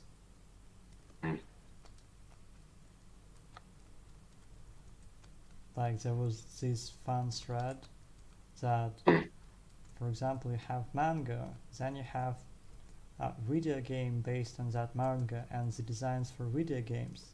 So the game company can sell, for example, designs from the manga, but they can sell the designs from the game, and they don't have to pay anything because these are designs from the game, and designs from the anime can be sold without paying royalties to the mangaka because they're supposedly designs for the anime, and so everything is treated like a separate thing.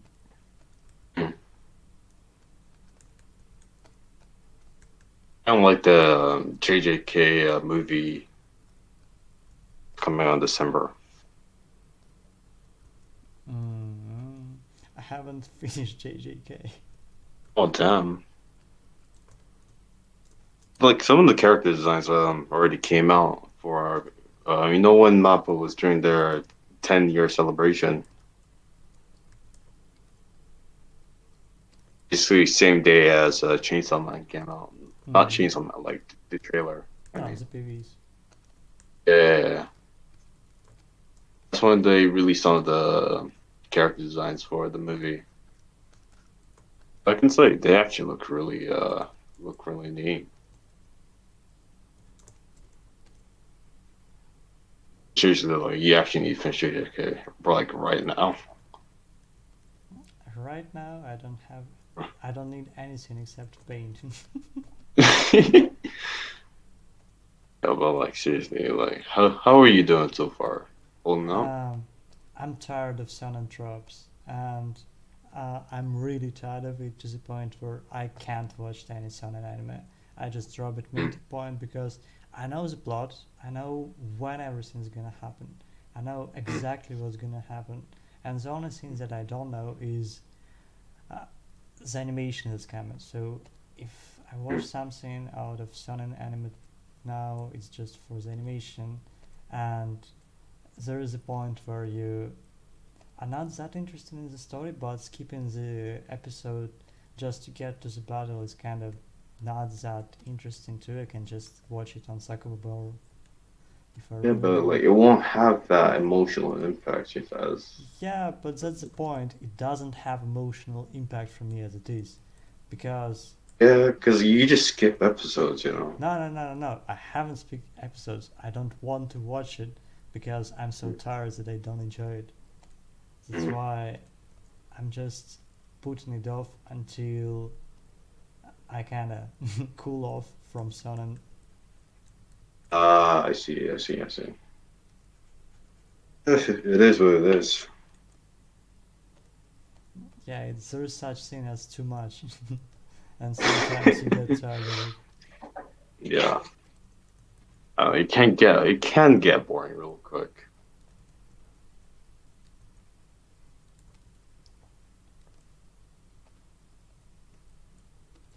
Mm.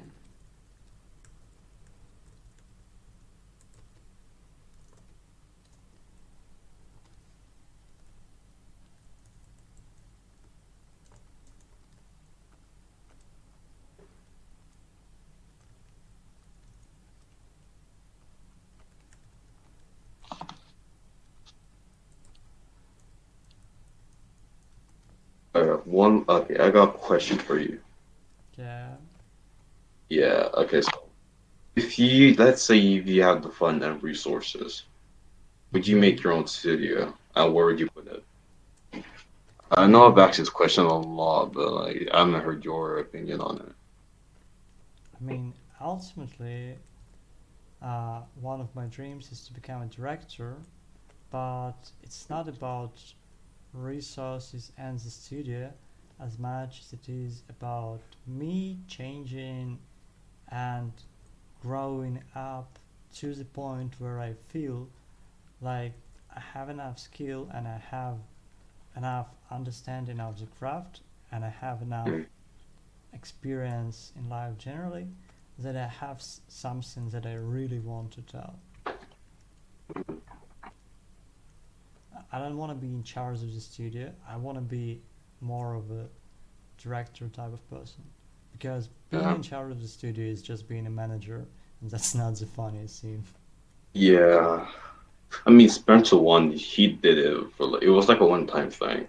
Yeah, like Like, do you mean like that type of director? Where you just gather the closest people that you worked with and you worked on one big project together. Essentially like an official collab. no. It's finding like it's a director in terms of storytelling scene. In terms of you Mm. have a story to tell, you have something that you want to tell other people, you have some story and some valuable insight or something interesting to tell that you really want to convey and you Yeah. got an idea like an understanding you've learned it learns a way to Mm. convey that. Mm.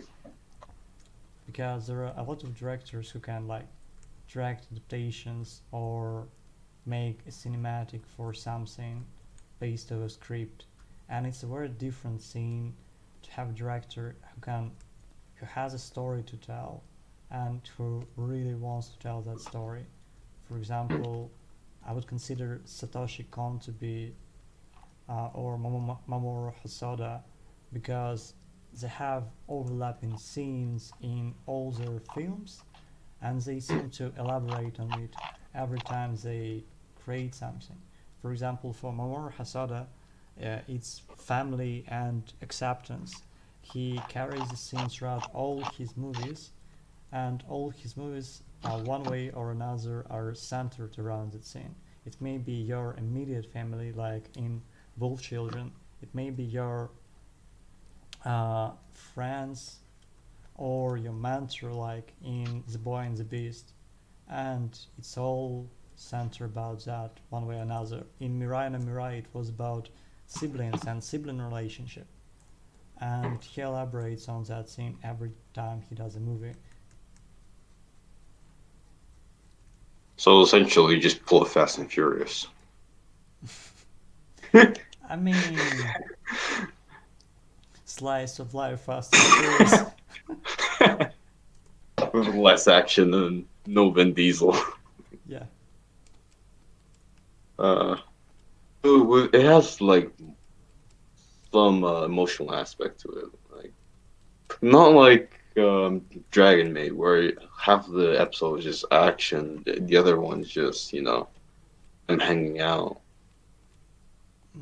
That's like, there is a difference between movies and series. With TV Yeah, series is it's very hard to get one exact point across because it's more stretched out and it generally yeah, has several themes in there. Whereas in yeah. movies, you have to be very, uh, I don't know, focused because you don't have a lot of time. So you can't pack a lot of themes. You can pick one or two at best and try to develop it during the runtime of the film or several films. Whereas in the series, you can safely go from one scene to another. Uh, Dragon Maid still has a theme throughout the series. It's just that this theme isn't uh, the sole theme of the scene because they have the time to explore something else. I see.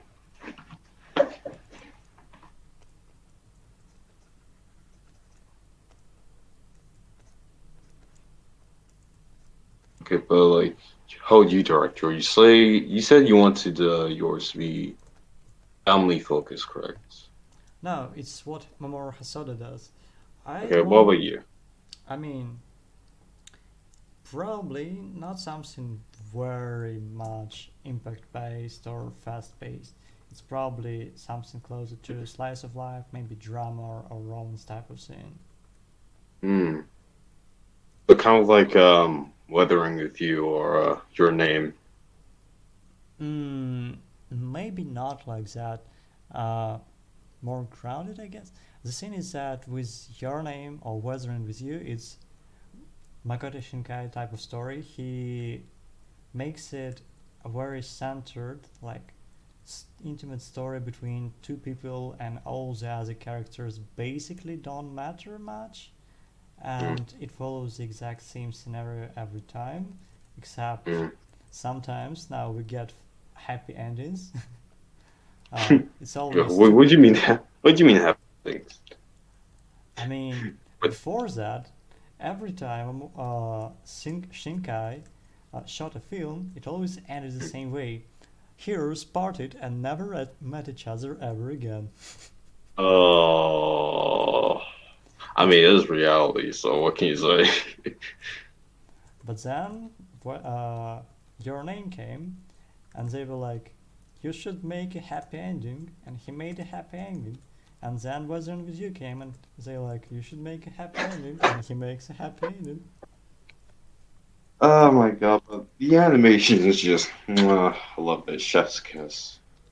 He blessed our eyes with beautiful direction. Yeah, in regards to his movies, he's very good at backgrounds, and he's like a very good background painter. So I he think it's creates. like some of his scenes, I usually get confused if it's either 3D, 2D, or just a mix of both. But half the time, it just looks like painting moving on its own, you know? I mean, they do have like Shinkai was the first to use dynamic light, so painted light Yeah. in scenes, and some uses painted light, so essentially the scene is painted, or they use some post processing in After Effects, so they add layers of light to the scene, and that Yeah. requires a lot of like filters and correction layers with gradients, changing tones, brightness, and all this stuff, and it has to be very controlled not to ruin it. Mm.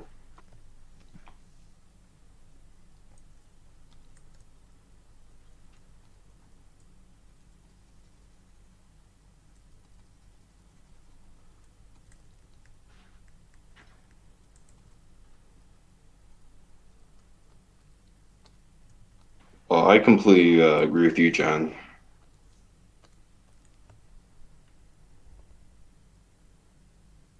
Ugh, in detail design.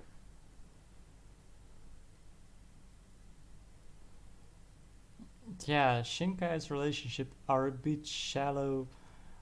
I mean, the problem with Shinkai relationships is that they start the same way, and they always explore the same part. It's like meeting and getting to know the person, and you don't have a lot of time to know the person. So all we get is the initial meeting, which takes quite a lot of time in his movies, and then we have like characters starting to get close to each other. Then we get some shit happening, and we stop seeing one of the characters mostly, and then we follow the characters saving another character. That's basically Shinkai formula in an essence.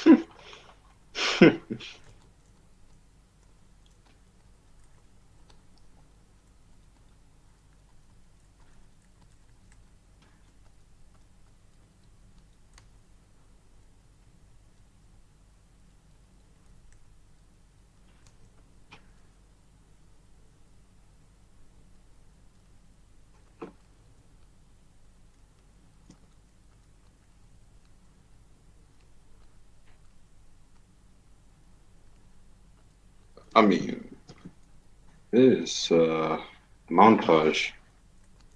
Actually, I don't know what to say about that because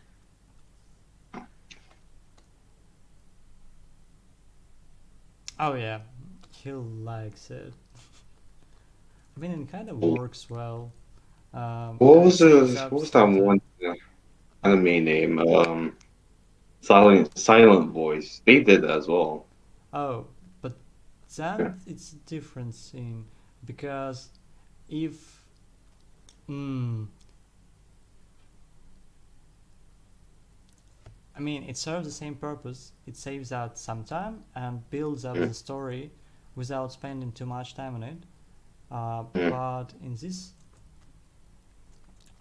we Context. were creating parallels, so we already saw how Shinamiya was bullied. So we didn't have to saw exactly That happened. how the bullied the other guy, and yeah, it was a nice way to open the scene, and I it mean, it showed. wasn't nice, but I mean, in terms of storytelling, yes. In terms of yeah, what's happening, no. yeah. Rest in peace to her, though. Like, she's absolutely an angel.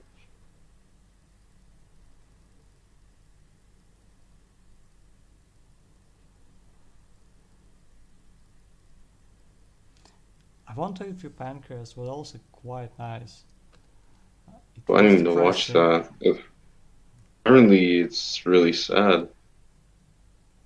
Yeah, the ending especially because it's just they definitely wanted to create this drama. Nani? I mean, you know that she'll die from the very like 2, 3, 4 minutes, but then they throw it and make things even worse at the end. Holy fuck. Okay. Didn't expect that.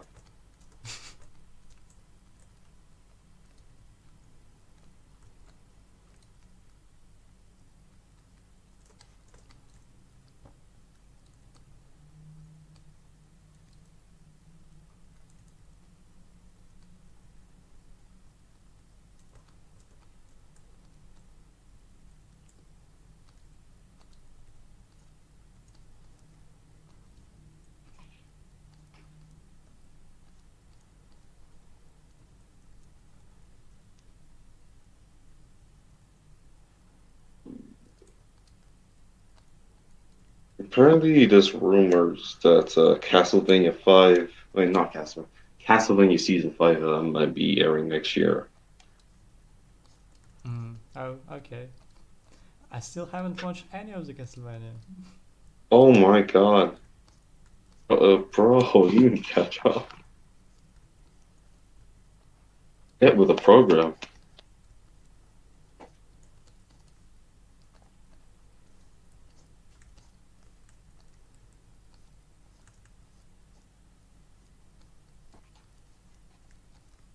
For quick studio opinion, how do I change my camera size? Change your camera size. Yeah. So you have your camera folder, right? Mm, yes. So if you pick this object tool, you should be able to see the borders and you can scale it. Mm. Okay. Yeah. Have you? Uh, what anime would I compare Castlevania to? I think it's like Castlevania. It's different on its own. It's American, yeah. It's just Japanese based. How do I explain it? I'd say it's its own thing. To be honest, but it can be perfected. And now the only thing I can compare it to is some commercials out there.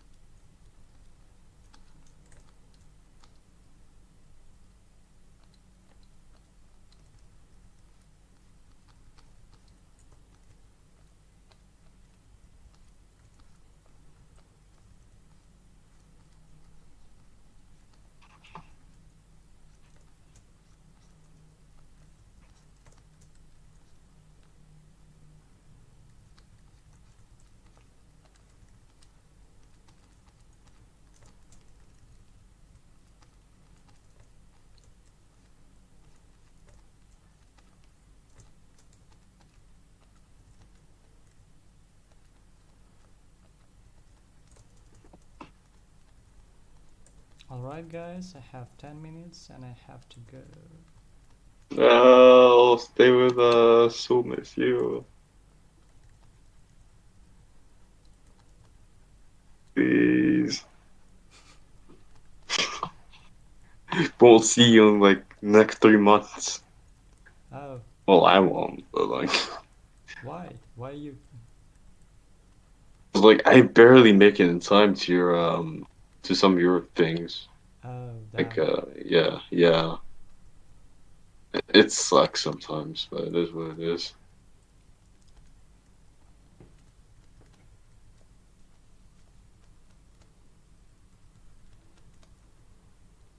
Is it? Where is it? Wait, is it in the stream sessions thing?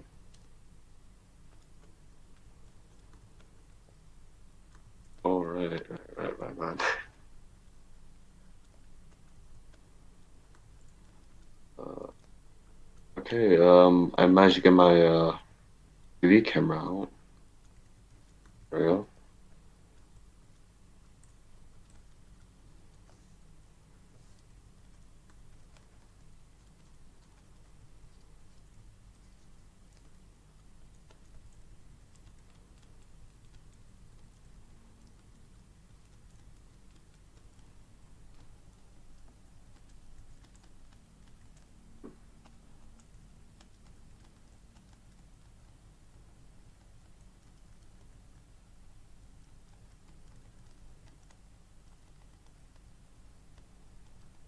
Wait, so when I asked about the camera folder, Hmm. apparently it's only going black in some parts.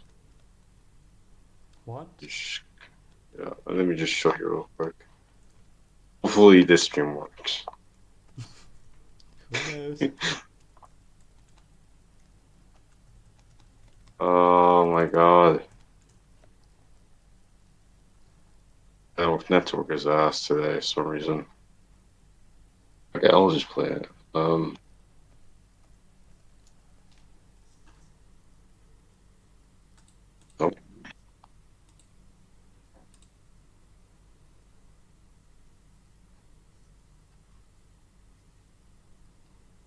Nah, nah, it's not.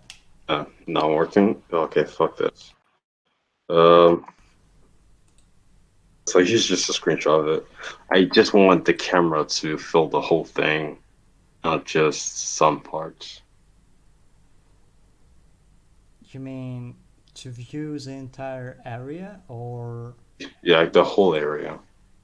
like you see, you can. So I have a camera layer, for example, Yeah. camera folder. Then I have these borders, and Mm, I can change the size of the camera. yeah. So to fill the entire area, you need to use or go to the key Yeah. and change the size of the camera, like find this frame, Hmm. change the camera size, Yep. and that should work. Okay, let me just test this out. And no, it doesn't. Maybe I'm doing something wrong. I don't know. There is a chance that either there is a key that changes the size of the camera anyway, Yeah.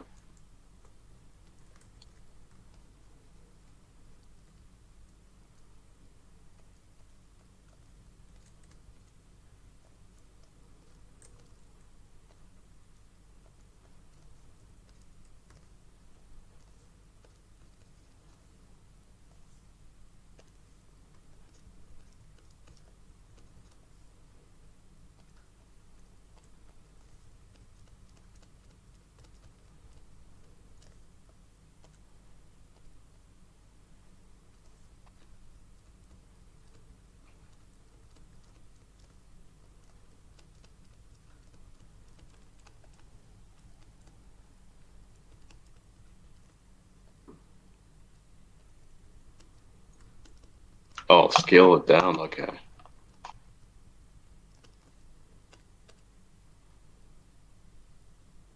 Try it out.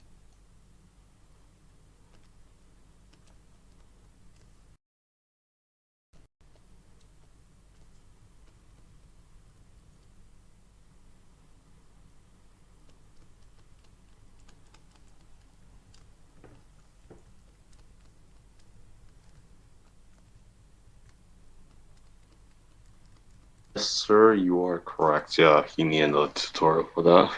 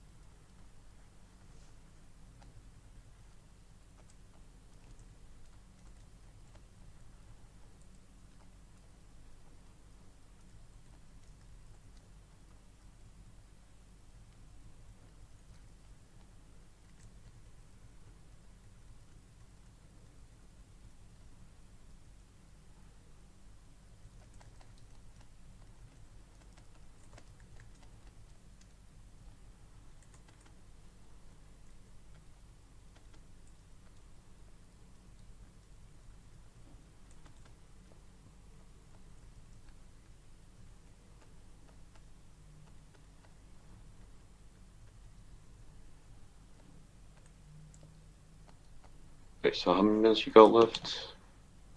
Like 5 minutes. Oh shit. And let's talk about life problems before you go. Okay. uh, yeah. So are you financially stable right now? Wow. Do you feel successful? No. Or maybe you don't have any friends?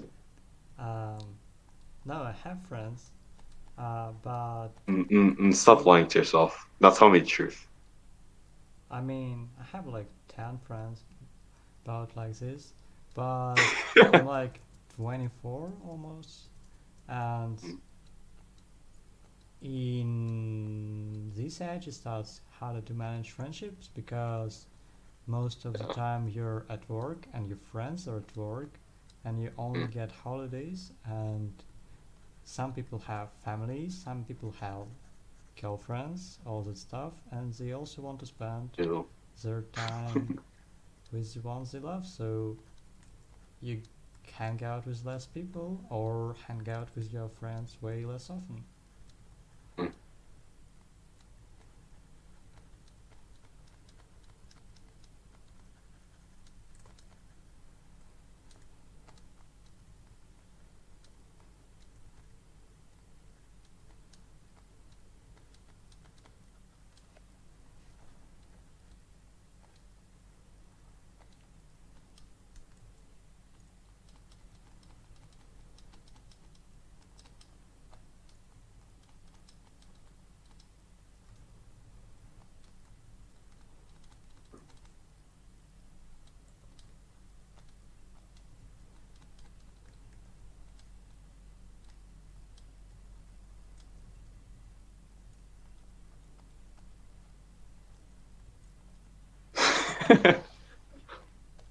I mean, who's got friends when you got Discord friends? Am I right, folks?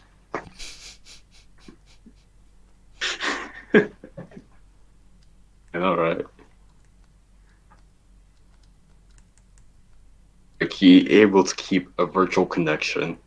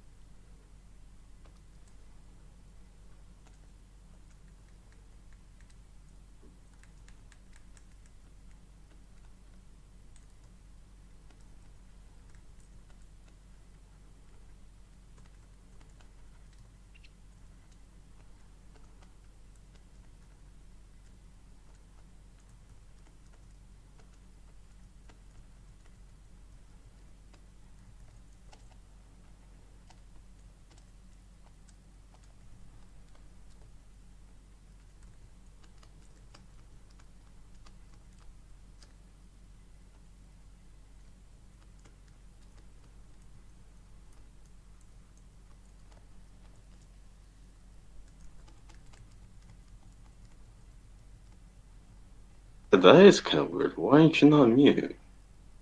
What? Alicia.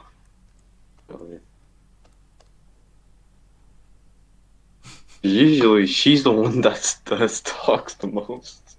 No offense. You drive her away. I feel like I'm allowed to. Why not? You're a friend. Come on, speak.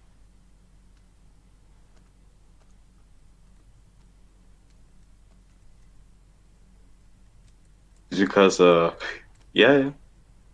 Is it because Light Souls is starting his dominance or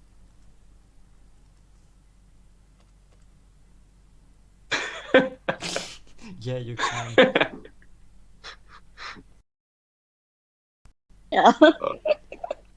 Hi. Hi. yeah, Okay. see? Yeah. See? I was so nervous. Why It's like, come on, nervous? It's okay.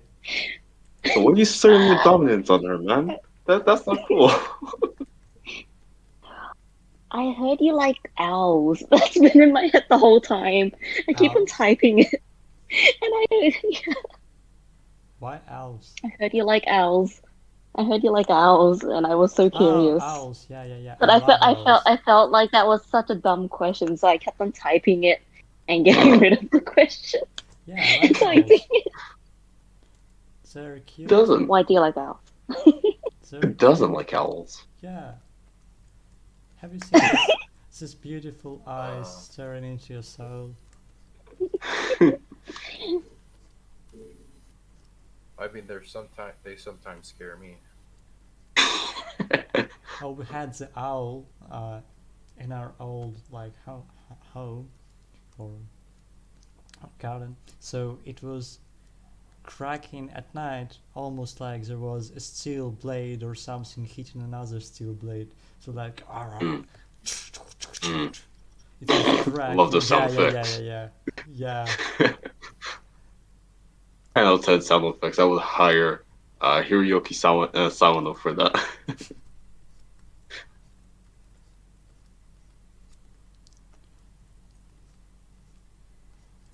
I'm so nervous.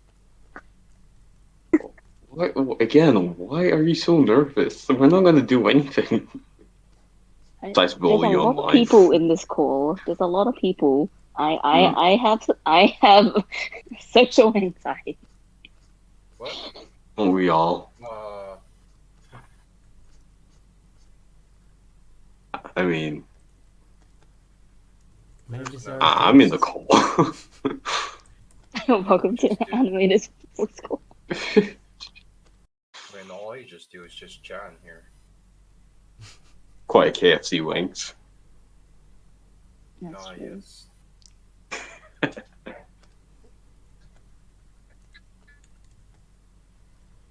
How was your day? How's your vacation? Have you been taking breaks?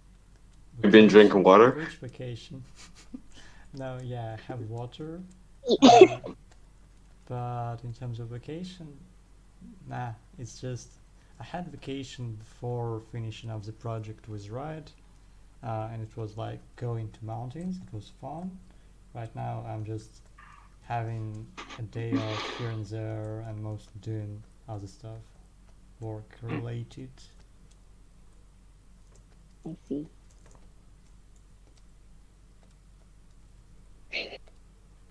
The only topics I can think about talking about is just me thinking about how you like romance. The cat one. That's all my head thinks about when I think of life.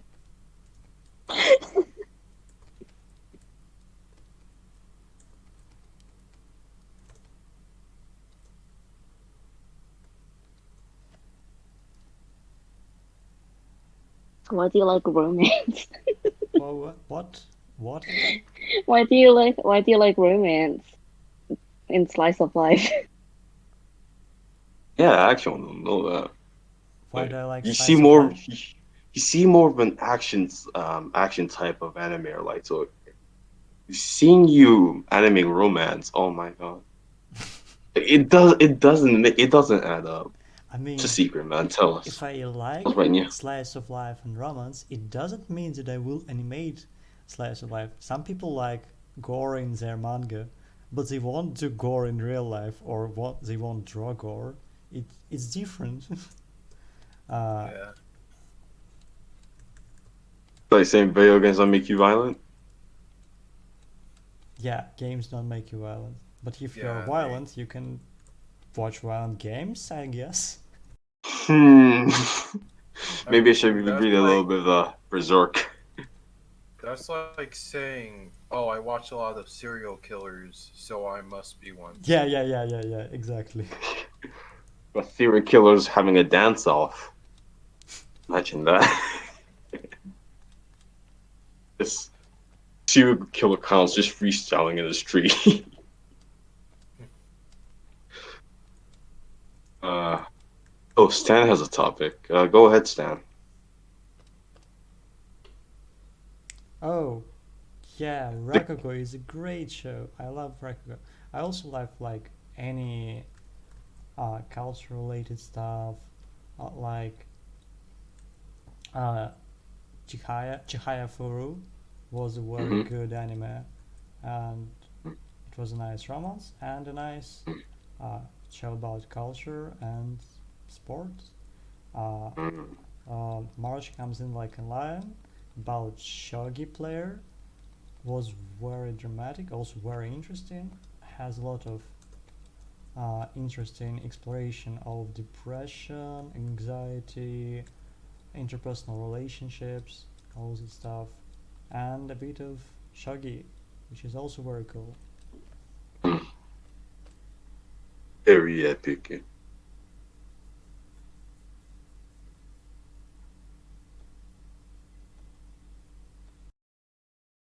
Now I can play shogi. I can play chess a bit. I haven't played in a long while. I love I playing a need lot of I need to learn how to play shogi.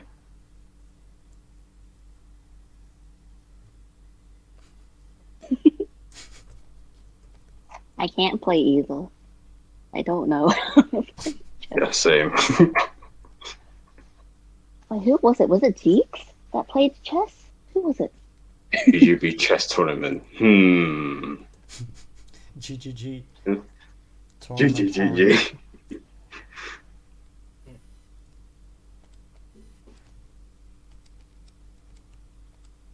You can't get over your damn profile pic, like, so. So demonic.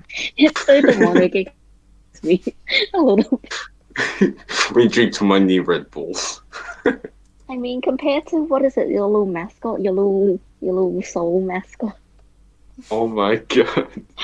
So cute! Oh my god. Well, have you seen a mascot I made yesterday? For Oh, you made one? GGB. Yeah, I made a few doodles yesterday. I see. Yeah. So you can find them first. Jan, Have you fun see. finding them. Okay, there we go. Oh, wait, Nice. that's, no. So cute. Wait, is that Julia? That's Yeah. Julia! Wait, I forget this is how many people hearing.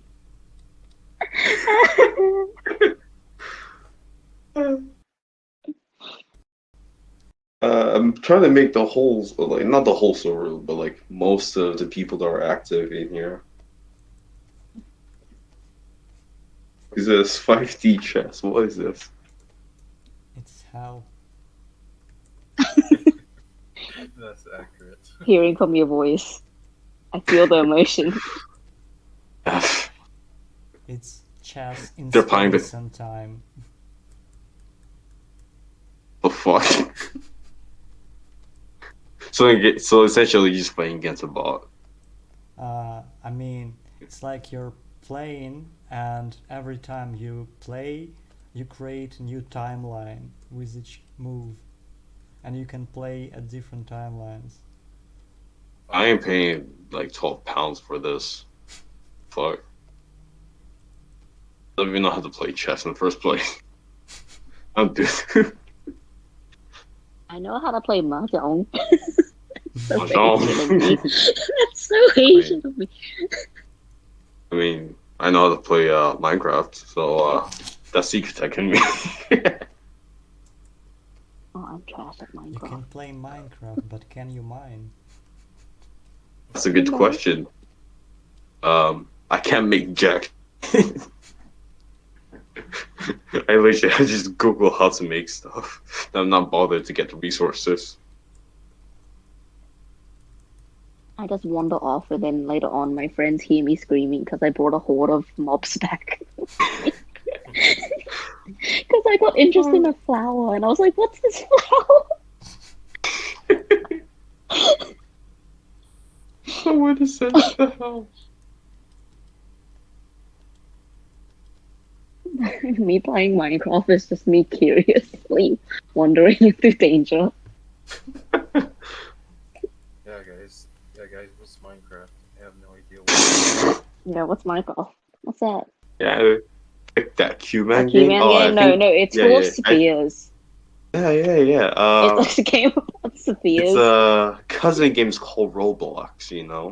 It's just a bunch of spheres walking around, and then it's our VR chat. We got chat VR. God, Actually, we should probably do that VR chat GGP. Yeah, that's a good idea. you say just planning it yourself. Yes, It doesn't get just anyone else's input. F it, F it, F it. I can't speak. Yeah, I think most of us would Speaking. be probably busy drawing, Yeah, true. but it's not a bad idea. Yeah. I still want to do the sobbing watch fest of watching Ooh. sad things of each other. uh, well, people are leaving. They don't want to hear our trashy conversation Oh, right now. I'm not sure how late it is for them. Yeah, probably. Right now it's like 3:17. Oh yeah, GGB movie night. What do you guys recommend? I prefer scary movies too. Oh no, It's please. hilarious. No, no, It's no. hilarious. No I love scary. it. No It's not scary, actually please. scary. It's just like a comedy parody. I still get scared very easily. Aw. Then you'd better not watch how it is Perfect Blue. The Or 50 Shades of Grey. Perfect Blue is a good film, but it's damn scary in terms of like it's psychological horror from Satoshi Kon. mm, Oh, I see. mm.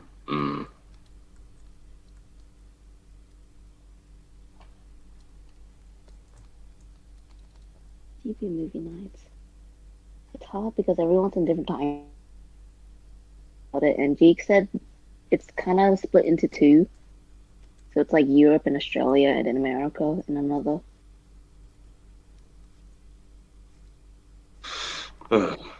It is what it is. Indeed. I mean, I try staying up, but Oh, you need Oh, sleep. I'm currently staying up. No, you need sleep, police Alicia. Go to sleep right now. who needs sleep? I'm having You can fun. just draw all Don't day. take away my friendship. Okay, your friendship is more important than sleep. Yes, friendship. After Yes. how long did I work for? 25 hours a day. I don't know. Force everyone into Europe time. Let's go. But everyone has some people have work. You gotta consider. Yep, it sucks. You need to practice.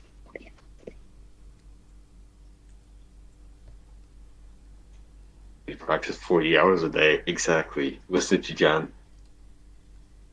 40 hours, 7 days. Imagine. It's because you're a Lin Lin. Oh no. Yes. Ling Ling, Ling Ling. 3 You hours can a do it day. slowly. Can you do it quickly? That's the question. I'm not fast enough.